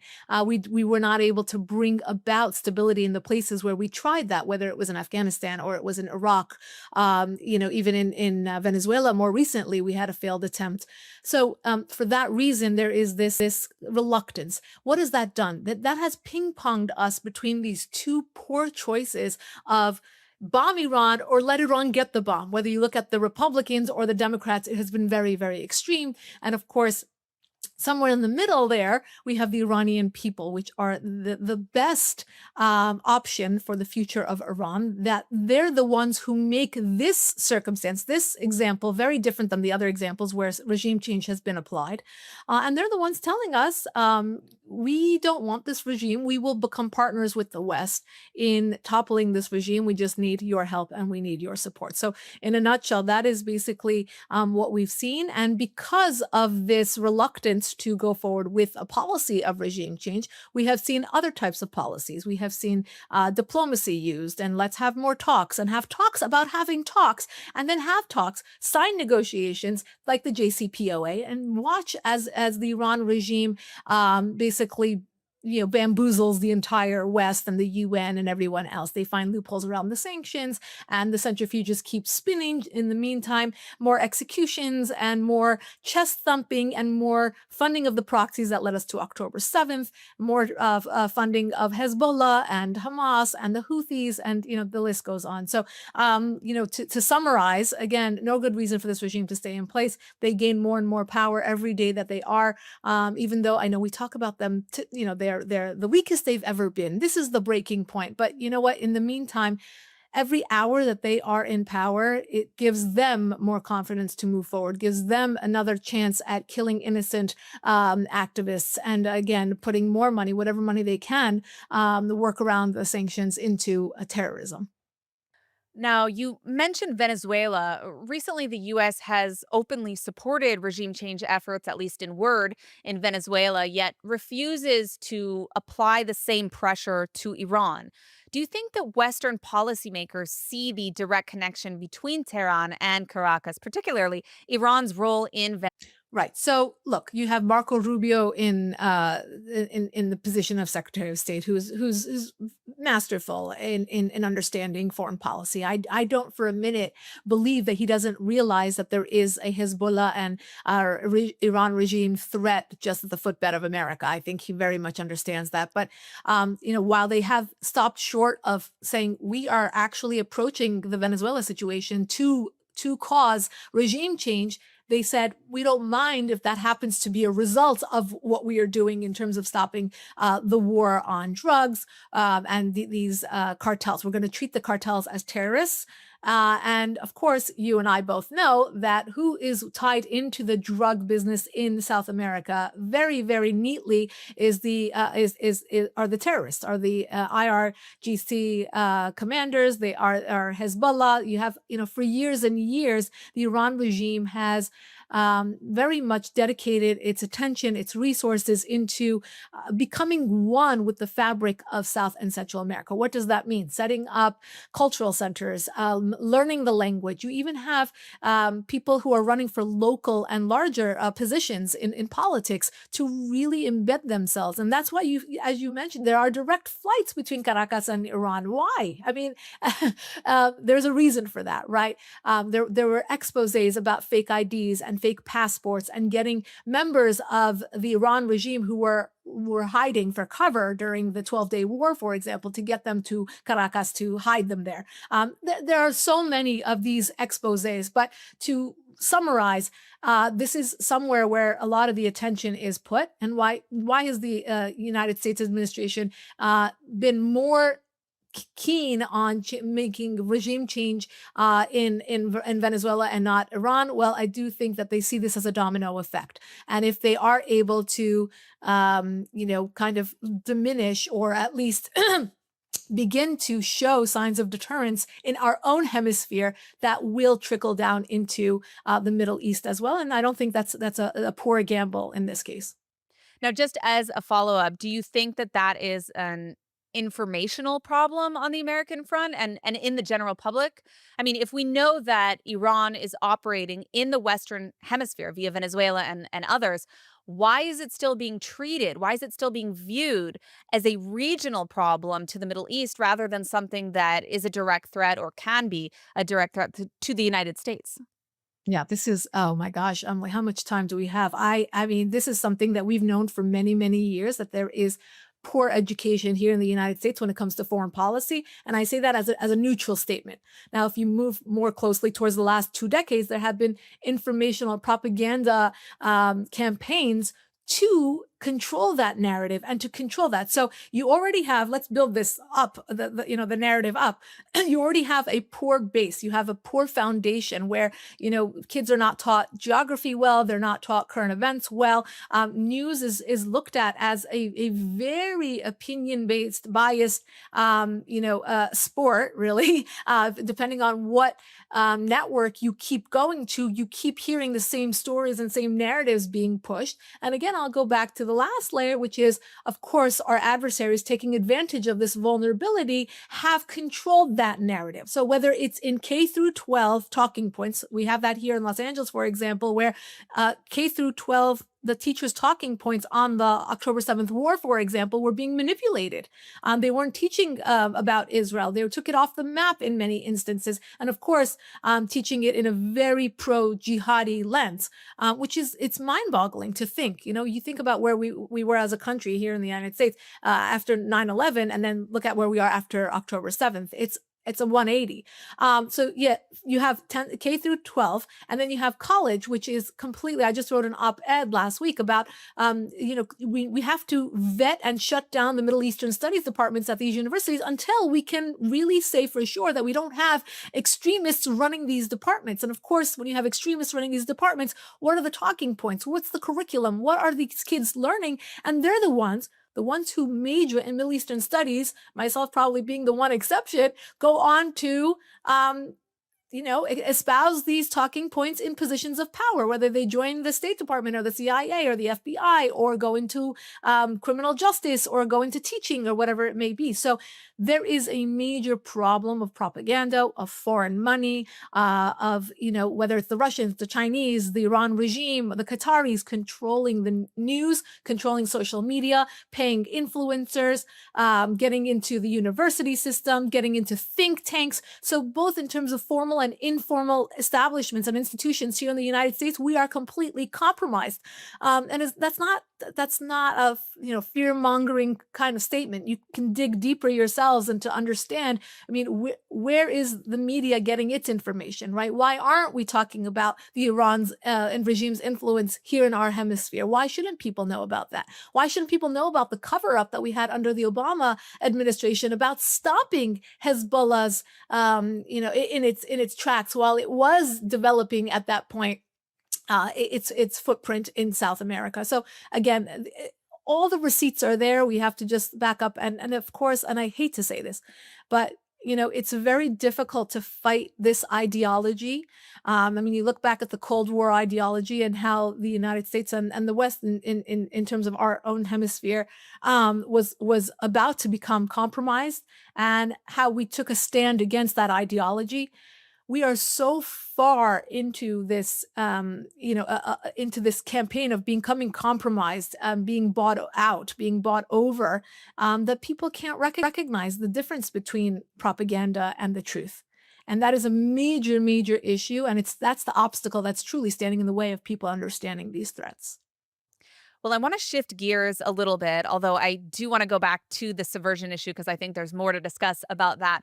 But I want to ask you first about the Crown Prince Reza Pahlavi, because we've seen that when it comes to Iran, there's a lot of Western leaders who claim that they support the Iranian people, that in theory they would support a regime change even. But we haven't seen a lot of world leaders throw their support behind Crown Prince Reza Pahlavi, who represents a democratic alternative to the current regime. And while, of course, not all Iranians support him, he does remain the most known and most respected opposition leader by the highest number of Iranians. And that's very consistent across polling. Why do you think that he is what I would argue that he's overlooked by the West? Is this intentional? And what kind of message is that sending to Iranians inside of the country? Right. I think you made a great point to say that he's being overlooked and he is the most popular. I think that it's factual that, with all of the reporting or research that I've done over the last 20 years, that has remained the case. I think the reluctance is twofold.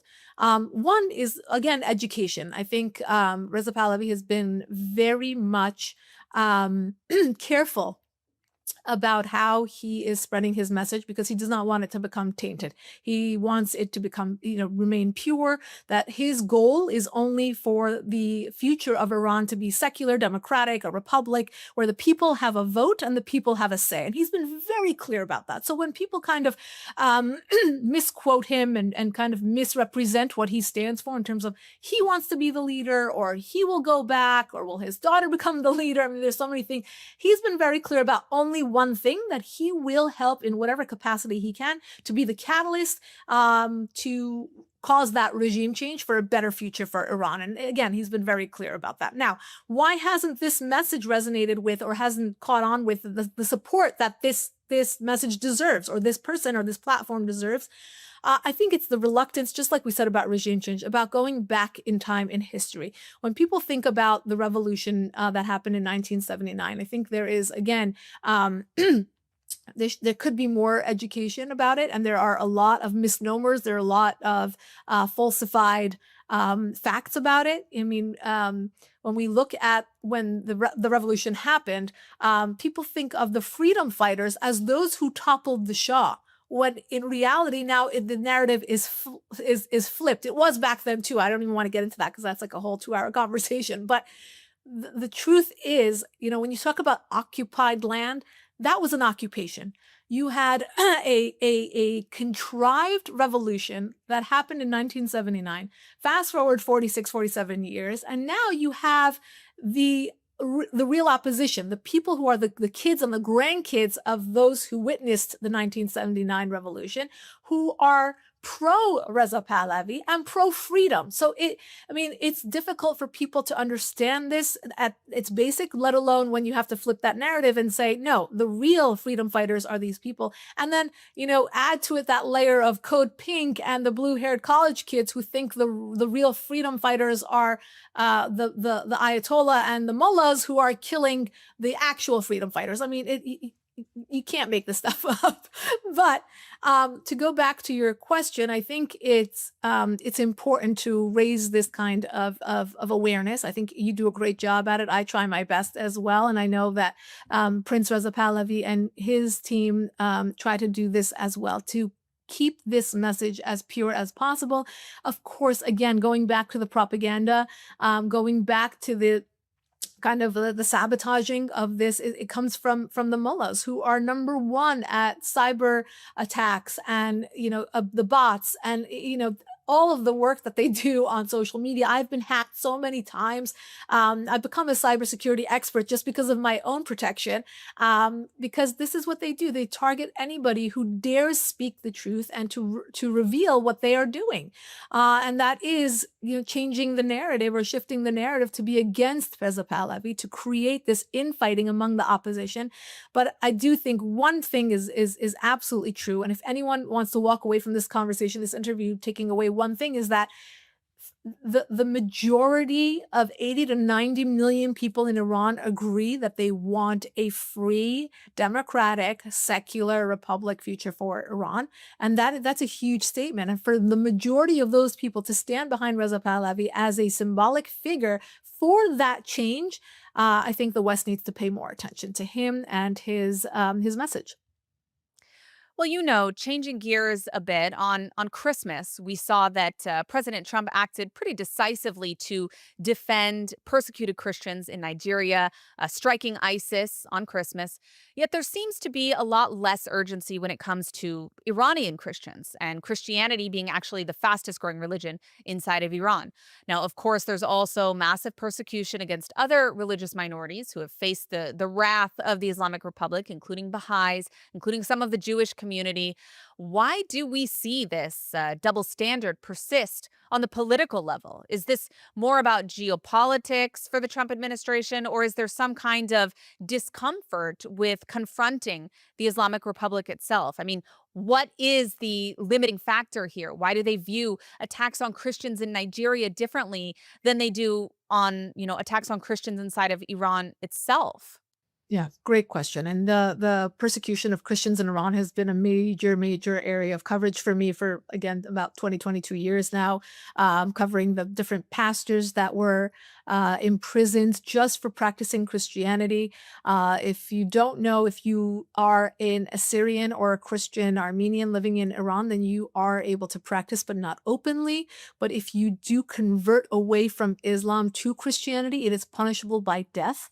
So you look at the number of people risking their lives just to celebrate Christmas or go to church. That's why there has been such a surge in underground churches, because a lot of Iranians don't basically find themselves in line with Islam. They have turned to Christianity as a way to pray, as a way to connect with a higher source. And because of that, there has been such a big reaction from the regime, a significant crackdown on these churches and on Christians living in Iran. The strategy of the Trump administration is not to discriminate between Iranians and anyone else in Africa or anywhere else. It's to not cause any escalation. The Trump administration will do what it can in its early stages of any sort of conflict, anyone that goes against our interests, anytime that they can deliver a message without escalation. And this is one of those cases. So on Christmas Day, the fact that he was able to deliver those messages, deliver those missiles with messages to say, A, we will not tolerate the rise of ISIS again. We will pick up from where we left off in our first administration, because the Biden administration did not address this at all. Number two, we will deliver that message on Christmas to tether this message to the persecution of Christians. And three, it's a message to the GOP and the woke right and the woke left to say, we are defending Christian and Judeo-Christian values around the world. So this is where we stand. We will not tolerate it, not in our own party and not abroad. So I think this was, again, a good gamble for the Trump administration. Deliver a message short and sweet and not let it escalate. Iran is a very different situation. The 12-day war, for example, my question to many generals in Israel was, why 12 days? Why was it an arbitrary 12 days? Why wasn't it 14 days or 17 days? Did you feel as though that was enough to get the job done, or was that a call by the White House? And the answer I got overwhelmingly across the board was that we achieved our goals. That's what we wanted to do, and we didn't want it to carry out. And the Trump team and the Israeli government were on the same page in terms of not letting it escalate to a place where more people would be killed, more discriminate missiles would fall into Israel, there'd be more casualties, etc. I think that is an important takeaway from this whole thing, to say the Trump administration got on board with Bibi to participate in the 12-day war because the parameters that were set is that it was going to be limited, defined. We're going to get in and we're going to get out. And I think that is exactly what the Trump administration, their basic strategy across the board, regardless of whether it's in Venezuela or in Africa or in the Middle East, has been. We're not going to let anything reach escalation. We're not getting boots on the ground. We're not going to let this escalate, but we will deliver a message loud and clear. And do you think that some of the policy we're seeing is impacted by the rifts that we're seeing within the right in America right now? I mean, some of the more isolationist ideology, because obviously if you're mowing the grass versus ripping it up and planting a new fresh layer of grass, you're not really dealing with the problem. You're kind of kicking the can down the road. So with this strategy, in your analysis, would it be short-sighted in at least some of these conflicts at least? It depends. Obviously, there's no one-size-fits-all, foreign policy that can be applied. And I think across the board, I am overgeneralizing how the Trump administration deals with many of these situations. But I think that is, a fair assessment to say they don't want escalation. They do want to deliver messages, and they do want to establish deterrence. The one thing we have to acknowledge is that this administration has only been in office for less than 1 year. They had a huge task of reestablishing American power on the global stage, reestablishing deterrence that was not there. It was lost for 4 years. reintroducing ourselves to the Iran regime, reintroducing ourselves to Hamas and Hezbollah and to ISIS and to the Houthis. And, we're playing whack-a-mole, getting to all these different threats and reestablishing again that, there's a new sheriff in town, as the saying goes. What's happening in the far woke right, I mean, they wouldn't call themselves the far right, I would, but let's say the woke right, is the isolationist theory is an excuse. It's not real. Why? Because when you look at isolationists, they're not consistent across the board, only in cases that they want to pick and choose. So yes, let's not give aid to Israel because why should we be funding this war, blah, blah, blah, blah, blah. But then they agree with, another case where, the United States needs a seat at the table. It is naive to believe that the United States should isolate itself and not become the policeman of the world, as they like to say, because we will be eaten alive. And we saw that for 4 years, how much of a setback it was to this country, not only abroad, but here on U.S. soil. And I think it's very important to connect the dots for the American public to say, this is why we pay money to Israel. It is not charity. We don't do it because Bibi has a gun to Trump's head or because of the pressure. We do it because of our own stability. We do it because there's a reciprocity. We do it because I'll dare to say the United States benefits as much from our partnership with Israel as Israel benefits from the United States. And that's a fact. And I think, again, this is not well explained to the American public. So we believe, oh my gosh, why are we writing these charity checks to Israel when, all these kids are dying in Gaza? Well, that's not how the story goes. And every U.S. leader, even President Obama, understood that we do need a relationship with Israel, regardless of who is at the helm. And that whole debacle between Bibi and Obama, it doesn't matter who's at the helm. It doesn't matter. Bibi won't always be around, and Obama wasn't always around. But that relationship between the two nations, whether Republican or Democrat, is in the White House, is very important. Whether there's a leftist or Bibi in Israel, is again, regardless of that, this relationship has to remain, or the entire stability of the Middle East, and will trickle into Europe as we're watching, will trickle into the United States as we're seeing. It's going to destabilize the entire world if we are naive to that relationship. Now, as a final question, I want to ask you, how concerned are you about long-term ideological subversion, especially by the Muslim Brotherhood in the West, as you've mentioned already? And do you see signs of, willful blindness or even collusion with parts of the U.S. government? And I'll be frank, especially given Qatar's role in funding Islamist movements while positioning itself as a key Western ally with this particular administration. I mean, how can they be an ally, as President Trump claims, but also be spending billions to subvert American youth to ultimately destroy the United States?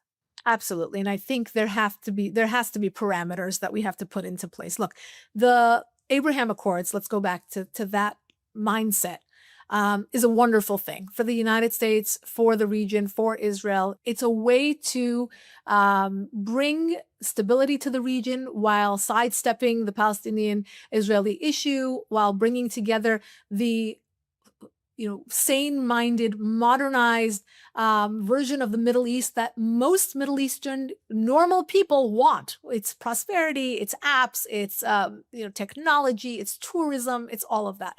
And I think Donald Trump hit upon something brilliant with Jared Kushner in his first term and was able to bring that about. Now, do people take advantage of that? Absolutely. Do the Qataris have money? Absolutely. Who needs money? Everybody. The think tanks need money. The libraries need money. The politicians need money. Influencers need a lot of money. And look, the Qataris are willing to write those checks. So, as you said, will we allow this money to be intertwined with an ideology that they have spread already like a disease into our institutions, again, in politics and in universities and at our think tanks and at our libraries, etc. I do think there are enough people who understand this threat in this administration. I think they are working on this threat. I know the Department of Education. I know people inside the State Department that are very much zoned in on stopping this threat. I think it's going to take some legislation in terms of transparency, in terms of reporting. I know these schools work around it because, for example, they will move the campus to Doha and they will have a Doha satellite school so that they can get the money that comes in, but they also have, an excuse sort of to say, well, our school is in Doha. But most people don't know if a school, Cornell or Northwestern or any of the schools that have satellite, the chapters in other parts of the world, they basically, if there is some sort of invention, if there is some sort of patents that comes out of those schools or those satellite schools, they belong to Qatar and not to the United States and not to those schools. So it's interesting to see what we are signing away, what we are giving away, the cost of these relationships. But again, for Qatar, this is soft power. It's easy. It's an underhand wiffle ball pitch, and they're hitting it out of the park. And I think again, it becomes a burden on us to say, were you offered Qatari money? I was, and I had to say no, and it was a lot of good money. And I say that because it's difficult to say no to good money when you are in a field that doesn't make that much money and they're willing to pay you to, think a certain way or to speak a certain way and to use your platform for them and their talking points. So it's interesting to watch how this is unfolding here in the United States. But I do think left and right, we do have an issue when we are hijacked. I don't think there's no boundaries on which political party is going to be targeted. I think the left was already compromised and now it's the right. So it's, the goal of any subversion or any kind of propaganda is to divide from within. And when you think about that and how badly we are divided here in the United States, it truly, it really begs for some vetting and some real reflection as to where the money's coming from and what it requires from us. What are we surrendering? All right, we do have to leave it at that, but I want to thank you, Lisa Daftari, for joining us today on Axis of Truth. Thank you so much for having me. Well, as we wrap up the year, let's take a look at the good, the bad, and the ugly this week, the last week of 2025. First things first, Americans concerned about Islamic terror. Not what you would hear from pundits like Tucker Carlson and Candace Owens. Now, the left and the right can argue about a lot of things, but reality still has a way of cutting through propaganda. This week, a poll at TPUSA, Turning Point USA's conference, found that a clear majority of those attendees are deeply concerned about radical Islam as a threat to the United States. In fact, they view it as the biggest threat to America. Now, this same straw poll asked attendees if they viewed Israel as an important U.S. ally. 87% answered yes. Now, that matters because it directly undercuts the absurd claims that we heard just this week from Tucker Carlson, who said he couldn't name a single victim of Islamic terrorism in America over the past 24 years. A statement that's not just wrong, but also deeply insulting. Orlando, San Bernardino, the Boston Marathon, Fort Hood, just for a few examples. These aren't abstract events. They're mass casualty attacks, Islamist attacks that tore families apart and shook the country. The fact that young conservatives in that room recognize this truth, despite a barrage of disinformation from figures like Tucker and Candace Owens, is actually encouraging. It shows that even in an era of algorithms and grifters, people can still think clearly about what actually threatens America. And that is a very good sign. Now, the Islamic Republic never misses an opportunity to show just how small and petty they are.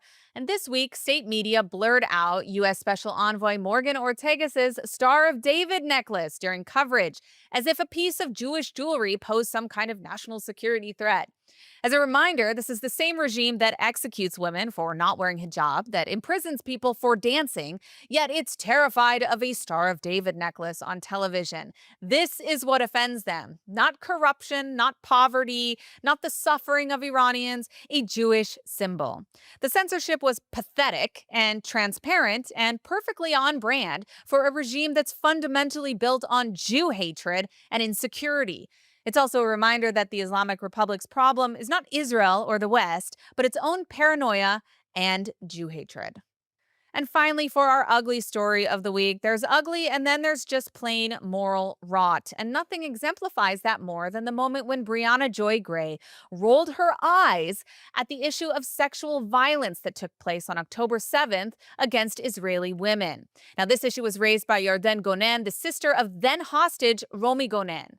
That dismissive gesture was not a debate move. It was contempt for women who were raped and who were tortured. It was contempt for Jews.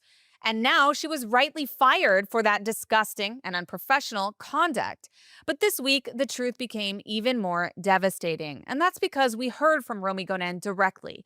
Romi Gonen spoke out and confirmed that even while that interview was taking place, she herself was in Hamas captivity, being subjected to repeated sexual violence by her captors in Gaza.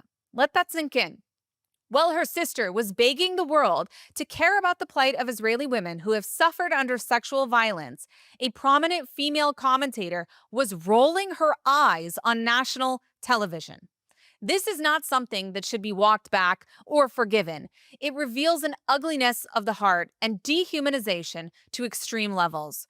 Brianna Joy Gray is not just wrong, she's an enemy to women everywhere, and history should remember her as such.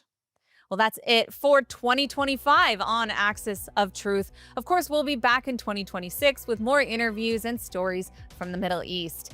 I'm Emily Schrader. Be sure to follow me on social media, Emily K. Schrader or Emily in Tel Aviv on Instagram. And thank you for watching. We'll see you next year on Axis of Truth, and wishing you a happy, peaceful new year.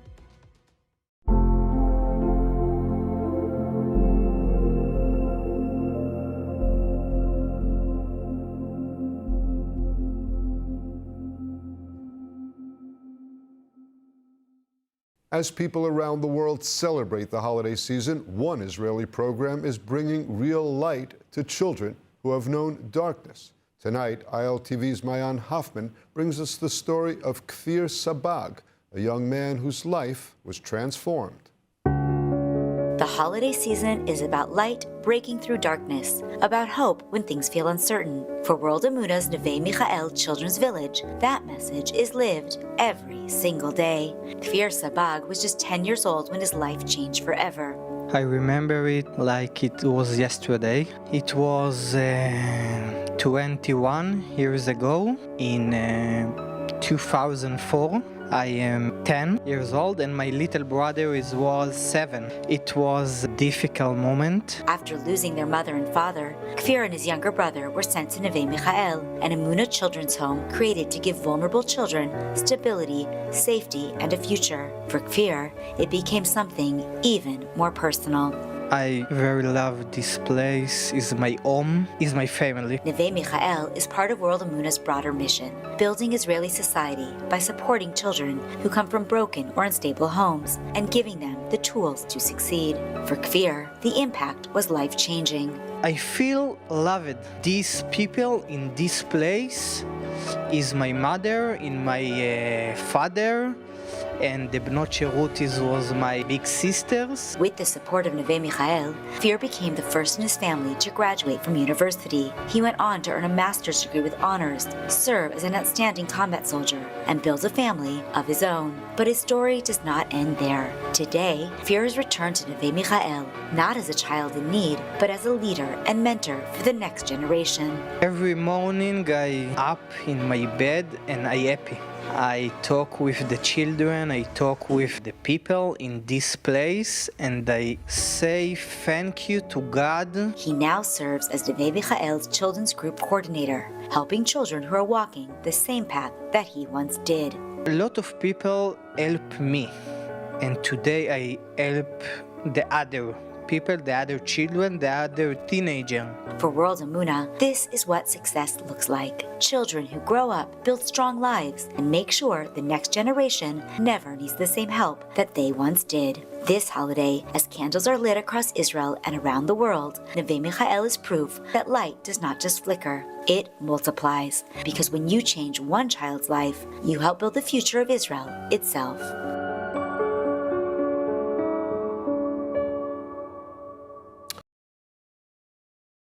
Thank you, India. And moving on, Israel is harnessing the power of bioconvergence, merging biology and technology to revolutionize the future of food and sustainability. Let's take a look. The world is facing a crisis of food scarcity, which we already feel in the price of basic food, which keeps hiking up. This challenge is faced head-on with the help of bioconvergence, a combination of biology and technology that produces solutions to various global challenges. In Israel, the groundbreaking approach is revolutionizing food technology and reshaping the global economy. For example, each year, 8 billion fertilized male eggs are destroyed after weeks of incubation, costing billions and raising ethical concerns. Enter Exit, an Israeli startup rewriting the rules of the livestock industry. Co-founded by a neuroscientist and a lawyer whose family raised chickens, the company created a way to determine a chick's sex before it hatches. Using genetics and optical sensors, Exit's non-invasive device scans each egg at the speed of light, detecting 6 specific biomarkers through the shell. The eggs are automatically sorted, saving time, money, and resources, and sparing billions of lives. Israel has a great innovation ecosystem, which is why so many food tech and other tech companies are mushrooming here. And the system also supports innovation and out-of-the-box thinking and pushing the limits of what solutions can be. Another Israeli company, Genesee, is tackling global sustainability from the sea. By harnessing macroalgae, they produce high-quality plant-based proteins for the food industry, reducing deforestation, conserving fresh water, and offering a sustainable source of nutrition. Bioconvergence is quite a complex thing because we connect here engineering, science, biology, medicine, food tech, agriculture, so many things which are coming together, and their actual role is to solve real problems. Both companies credit Israeli Innovation Authority and its National Bioconvergence Program for driving this new wave of breakthroughs. The program invests directly in pioneering projects, builds cutting-edge research infrastructure, and ensures the right talent enters the industry. By fostering collaboration and streamlining regulation, it helps companies bring products from the lab to the global market faster than ever. Bioconvergence is more than science. It's the fusion of biology, creativity, technology, and purpose. From sustainable protein to ethical farming, Israel's innovators are proving that when biology meets technology, the future of food is already here and knows no boundaries. To learn more about Israel's Bioconvergence program, visit the website.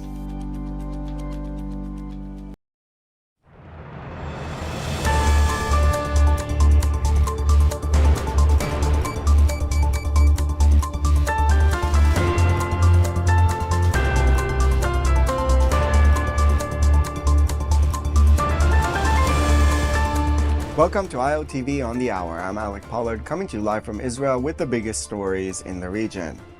Just over a week after Israel became the first country to recognize Somaliland as an independent state, Foreign Minister Gideon Saar is the first Israeli official to visit the country, located at a strategic position in the Horn of Africa. Saar's visit is shrouded in secrecy, although a meeting with President Abdirahman Mohamed Abdullahi in the capital Hargeisa is reportedly on the cards. Israel's recognition was met with ire throughout the Arab world, who support the claim of Somalia's government in Mogadishu to the territory of Somaliland, all part of a jostle for control of the Bab el-Mandeb Strait that has been harassed by piracy from the Houthis in Yemen. The death toll surrounding the protests in Iran has risen to at least 35 people as the challenge to the Islamic regime's leadership continues.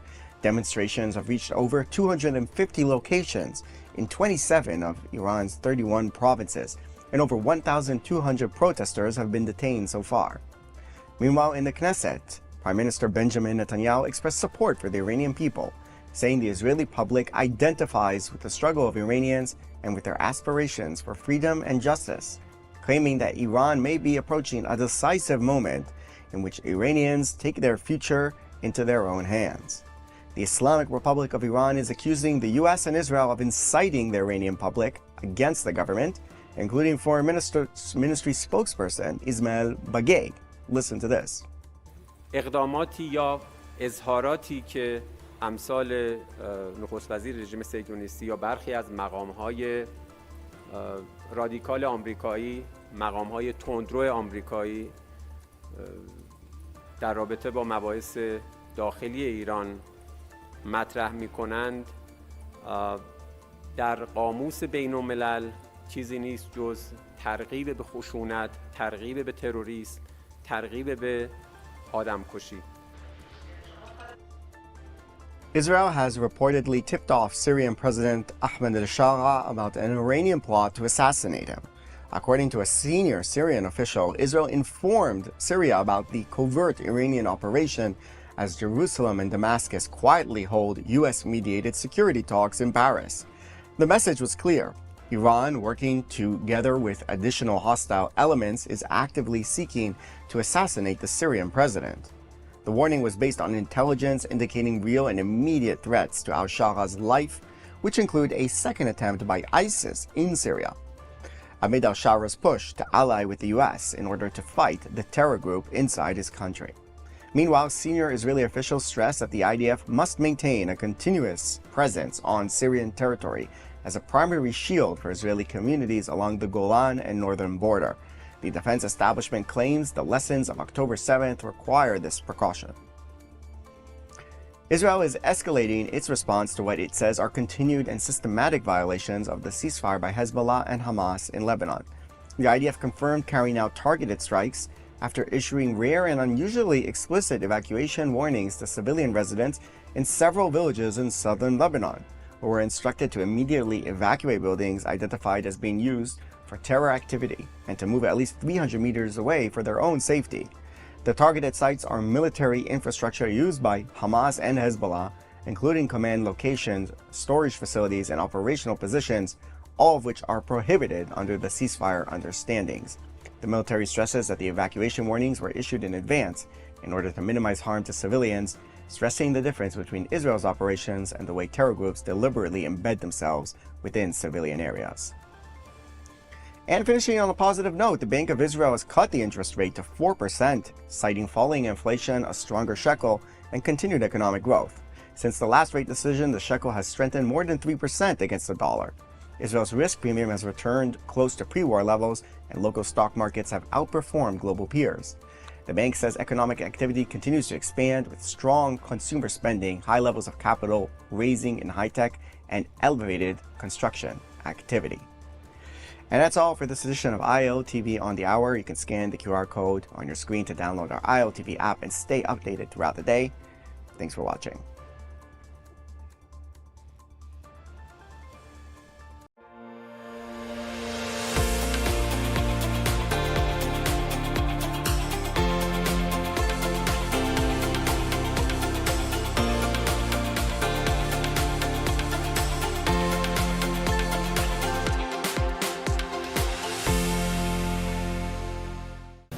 It's very clear to the Americans, as it is to the Israelis, that the Hezbollah is down but not out. And, the Hezbollah is the strategic D-Day asset for the Iranian regime. And that's where the existential threat has always come, from Lebanon. And by the way, as many of our viewers know, thank God that on October the 7th, there was a misunderstanding or mistiming between Hamas and Hezbollah. And the plan was, and we know this from Hamas documents, the plan was that Hamas was going to invade from the south, going all the way to central Israel, the Hezbollah from Lebanon, having dug many tunnels, invading, and had that been the case, and we were very close to that, there would have been thousands and thousands of casualties, and I would even venture to say we would have suffered a major strategic, if not a potentially existential blow. Hello and welcome to the ILTV podcast. I'm Ayan Hoffman, executive editor of ILTV, and we are so happy to welcome back our viewers and our listeners. We have with us a very interesting guest today, Dan Diker, president of the Jerusalem Center for Security and Foreign Affairs. Welcome, Dan. Good to be here, Mayan. Great to have you. So, Dan, for the listeners who don't know who you are, I want to get started by having you tell us a little bit about JCFA, the Jerusalem Center for Security and Foreign Affairs, and what it's focused on right now.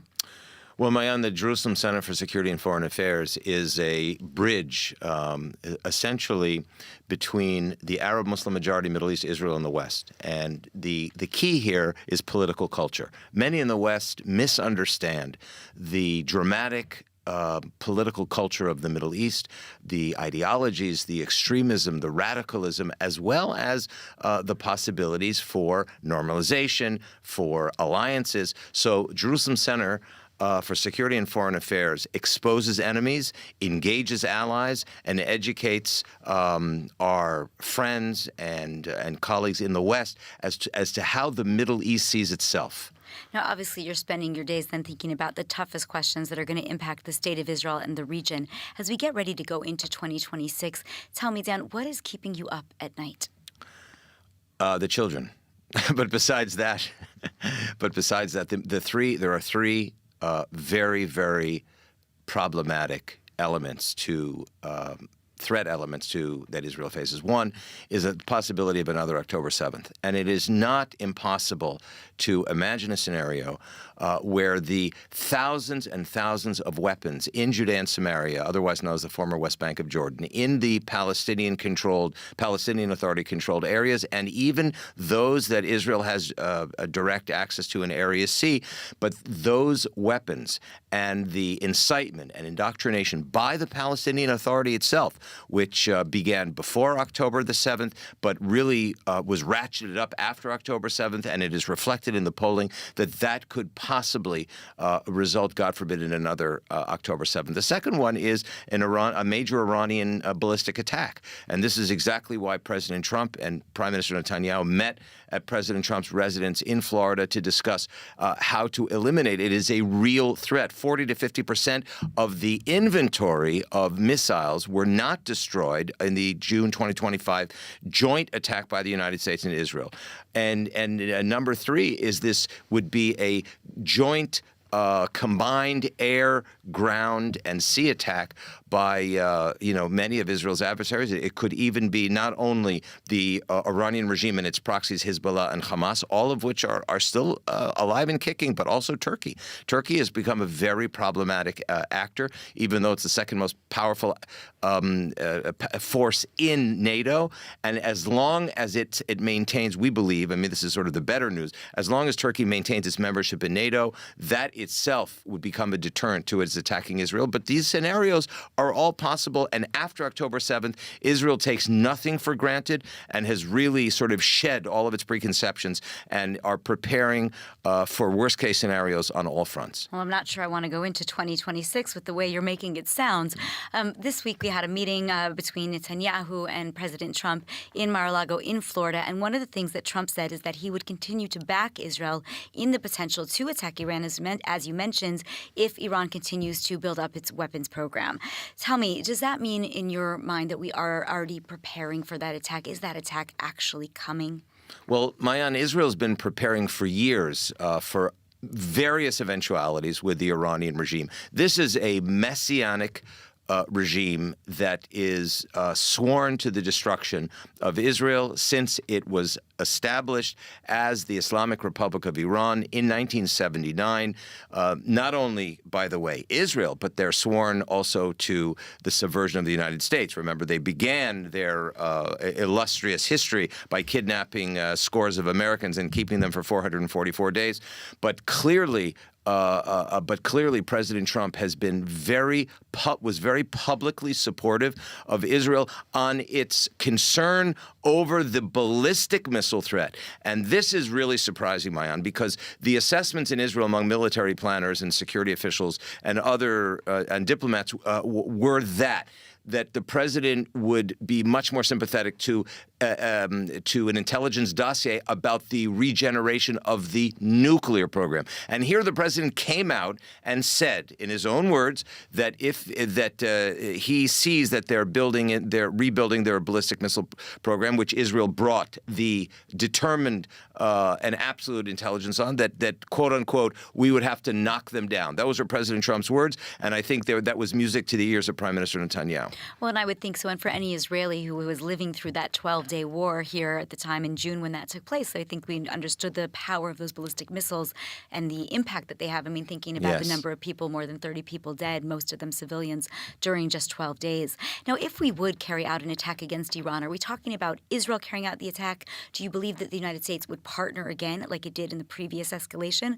Or will there potentially be other regional partners that would want to get involved given the threat that Iran poses? Well, we just don't know. What we do know is that the United States, for the first time ever, was prepared to join Israel in a counterattack against Iran's ballistic and nuclear weapons program. The President of the United States, Donald Trump, is under tremendous political pressure from his own base, as well as from his self-declared allies in Qatar, as problematic as Qatar has been for Israel, because Qatar has been a machine of indoctrination and propaganda, penetrating the United States from universities to cities, but even to cities and organizations, and buying up billions and billions and billions of dollars of public and private companies. And all of these are very, very, very problematic. But what we do know is that the United States gave Israel the green light to protect itself, to defend itself against the Iranian regime, and essentially flew in its B-2 bomber, the most impressive, powerful warplane in the world.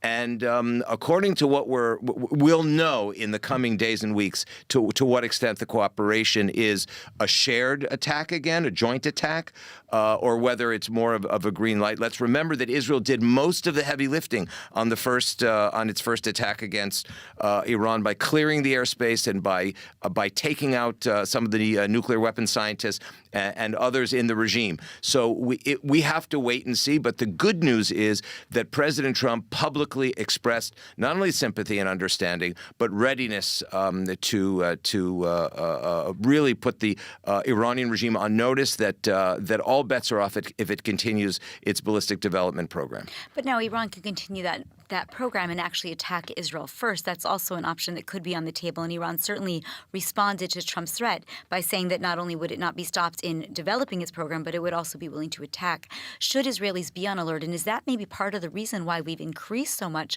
the spending and the manufacturing of our air defense systems? Well, your question is a good question. The question is, why wasn't Israel always on the alert for all of these pre-October 7th moves? And in fact, it is today. Look, it's clear that Israel is surrounded on 7 fronts by enemies on all sides, whether it's Iranian regime-backed forces in Judea and Samaria, the West Bank, in Gaza, in Syria, in Lebanon, in Gaza, in Iraq, in Yemen.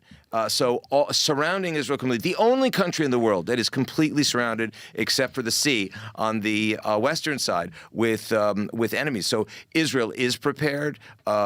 Israel, after October 7th, is at a very heightened level of preparation. Has completely regenerated and redesigned its national security concept from what was known as the security triangle, which was deterrence, early warning, and decisive victory. And now there is and defense, and now there is another leg, and that leg is called prevention. And prevention gets to the heart of your question, because if Israel senses, and we have seen this, there is any movement as whether it's threat level 1 or threat level 10, Israel will act and destroy it. That is the meaning of a new national security concept element called prevention. So yes, your question is very important, and I think that our viewers have to understand that Israel has completely rethought and redesigned its national security security concept to prevent the possibility of any move against it on all borders. So in other words, the idea that Iran could actually preempt our attack is actually quite small because Israel is focused on making sure that that doesn't happen. Israel has the best human intelligence on Iran of anyone in the world, and I think the United States Department of Defense would be the first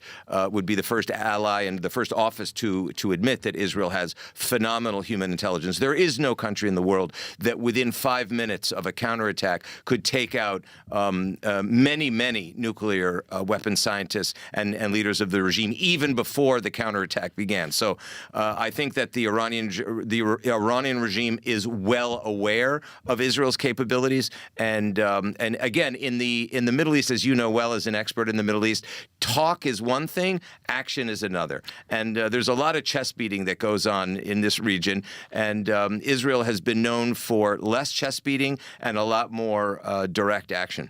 100%. Now, I want to shift us over to southern Israel, to our southern border, to Gaza. Obviously, during the talks between Trump and Netanyahu, a part of the talk was focused on what we call stage 2 of the Trump 20-point plan. This idea that eventually we will put in an international force, Israel will start to withdraw more of the troops, and there'll be some buffer zones. Now, Trump said something very interesting during the meeting, which was actually music to Israel's ears, which is that Hamas must disarm in order to move to stage 2. There were questions as to whether or not Trump will be strong in that. He obviously wants peace in the region, but he is calling for the disarmament. The question is, why has Hamas not been disarmed yet? We've been fighting a war against Hamas for more than 2 years. So. Absolutely, Mayan. And in fact, this is one of the most surprising developments in the joint statement by the president and the prime minister. Is the president said in no uncertain terms that Hamas must be disarmed in order to move to stage 2. Why was it surprising? Because there were many concerns in Israel that the president was galloping towards stage 2 before stage 1 was even completed. Now we know that the body of police commander Gvili is still being held by the Hamas, and you and I know as students of the Middle East that Hamas holds one body from their point of view cognitively in terms of consciousness influence, strategic influence. They think that they're determining the narrative and the rhythm and the pace of all of this 20-point plan. And this is a very, very important point. Cognitive warfare and political warfare, psychological warfare by Hamas and our enemies is a critical notion. So we haven't actually gotten to the second stage, which is why Israel was concerned, because they understood that our American allies and dear friends are moving quickly while we have not gotten what Trump insisted on, which is all the bodies and all of the living hostages back. Now, moving to stage 2, the fact that the president said that Hamas must be disarmed is critically important. The other part of your question is no less important than the beginning, which is, why has it taken so long for Hamas to be disarmed? Answer, because they're jihadis. Answer, because they have said publicly in Arabic, no Middle Eastern force will disarm them militarily.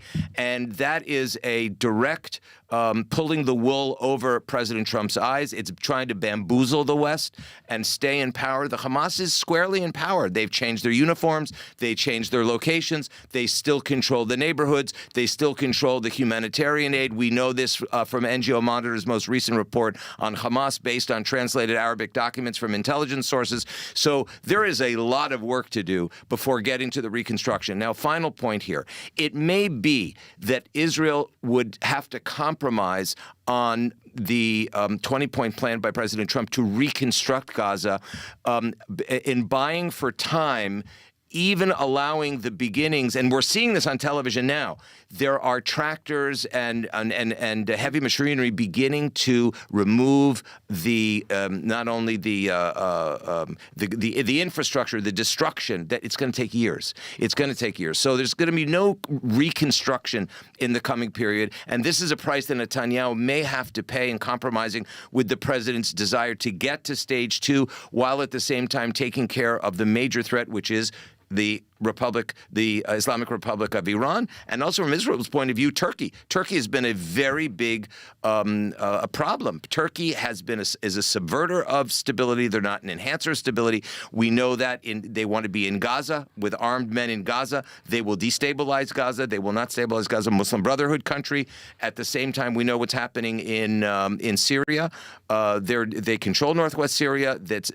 And they will disturb and even prevent the implementation of Trump's 20-point plan. And then finally, and I hope we'll talk about this in a minute, Somaliland is very, very important to what just happened is a major strategic reset. Maybe we'll talk about that. Yeah, we should definitely talk about that. But I do want to piggyback on this Turkey issue, because yesterday Trump, during the Q&A of during the press conference, one of the things that he said was that, Erdogan's my good friend. We love Turkey, and Israel had put the red light. It said absolutely red line on Turkey entering as part of this ISF into Gaza. But it sounds like Trump might be a little more open to it than Israel is. Is that actually a concern? I mean, Trump surprised us yesterday, sort of siding completely with Israel. Do you think that we're going to see that with Turkey as well? Or do you think that Turkey might be able to kind of get in there? The president has surprised us in a number of ways. Number one, the fact that this summit happened in Mar-a-Lago between Christmas and New Year's is very, very, what we say, unusual. Leaders do not pop in on one another between Christmas and New Year's. That's the one week that everything really goes to family and the screens go silent, if you will. And diplomatic meetings don't happen. But President Trump is a surpriser. And in this sense, President Trump puts his arms around everyone because he's a transactionalist. And he said, look, we can make this party happen. And basically what he was saying to Trump, what Trump was saying to Netanyahu is, work with me. Let's not topple the apple cart. Trump is keeping, put it this way, that in military literature, is keep your enemies close.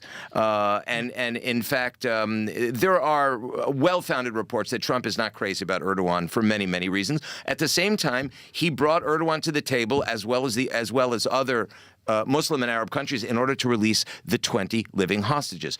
And so he believes that he can actually mobilize him. He can influence him. Mm-hmm. This is the way Trump, the real estate mogul, the businessman works, to keep everybody at the table. And I think that this is the way to look at it. And look, he said in front of Netanyahu that Netanyahu also respects Erdogan. It's sort of a big bear hug, publicly, and Netanyahu was silent. So there is a lot that we don't know, but we do know that the president is a consummate party thrower and a consummate producer of events, and he has a very unconventional way of doing diplomacy. And so I think that Prime Minister Netanyahu is so skilled and so experienced that he's going to play along. This is the 6th meeting between the two men, and the fact that it took place at Trump's home at Mar-a-Lago says a lot about both men and a lot about Trump's very unconventional way, I would call it personal diplomacy, even with the adversaries of both sides. For sure. Now, I want to jump to Somaliland, but I want to ask one more question about Gaza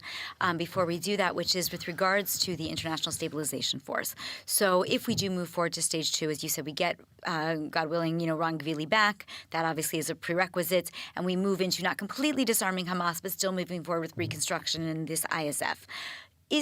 Who's going to then disarm Hamas?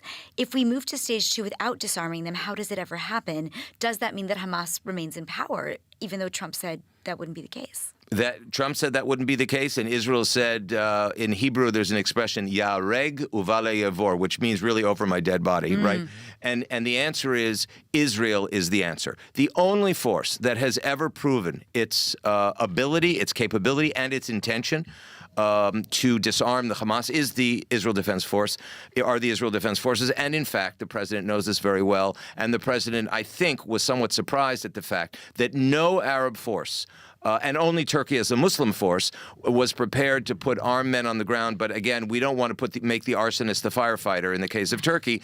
And no other, and the Saudis backed off, the Gulfies backed off, everyone's backed off. No one is prepared to confront the Hamas militarily except Israel. And I think ultimately what Trump was saying Trump was saying in not so many words yesterday was, give me some more time. Let's get some more time on Gaza. Let's put the force together. Let's see if I can get some of our other international allies to step up.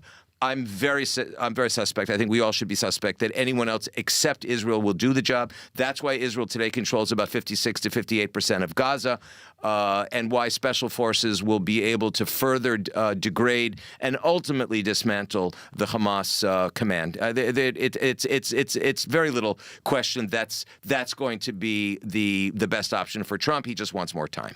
But in other words, what that means is that this war is very far from over because Israel has a lot of work to do to complete disarming Hamas before we can actually move on to stage 2. Absolutely, man. Look, jihad is the long war. And if there's one lesson that I've learned and continue to learn over the many decades in the Middle East, and as my teacher, Professor Bernard Lewis, used to say of Princeton University, every year he feels he knows less and learns more about this region. And in fact, jihad is the long war. Jihad never ends. And this is what our friends in the West have to understand. This is not a political conflict. This is not a territorial conflict. This, from the point of view of our enemies, the Iranian regime, all of its terror proxies, the Sunni extremist regimes, the Turkish regime, this is jihad. And jihad goes on and on and on until they're victorious or until martyrdom, until they agree to be martyrs, and that's it. But that's going to take, we have different timelines. And this is really one of the reasons that Israel and the West have, and in this particular case, the Trump administration, have sometimes come a little bit to loggerheads because President Trump, as a transactionalist, says, let's get it done. Let's get the deal done now. And Netanyahu says this is a much more complicated security reality than we might imagine. And the answer is because it is jihad. And I urge everyone to read Harold Rhodes' booklet on Islamic warfare, which can be found on Google. And he's a JCFA scholar and one of really the greatest Middle East scholars we have. Read his book on Islamic warfare. It'll answer a lot of these questions. So let's flip over to Somaliland for a moment. Israel made this decision to recognize the countries. Somalia is very upset. Several other international players are very upset. It went all the way to the United Nations Security Council, but you're calling it strategic. Why is it strategic? Why did Israel do it? And could there be potential very negative backlash? Well, there's always negative backlash in the Middle East. It wouldn't be the Middle East if there weren't negative backlash. But the question's very well put. This move by Israel to recognize Somaliland, which has been an independent democratic republic since 1991. They have 34 years of proven history. They have separation of powers. There's a Muslim majority country. This move is a strategic reset for Israel and shows Israel to be a major power in the Middle East.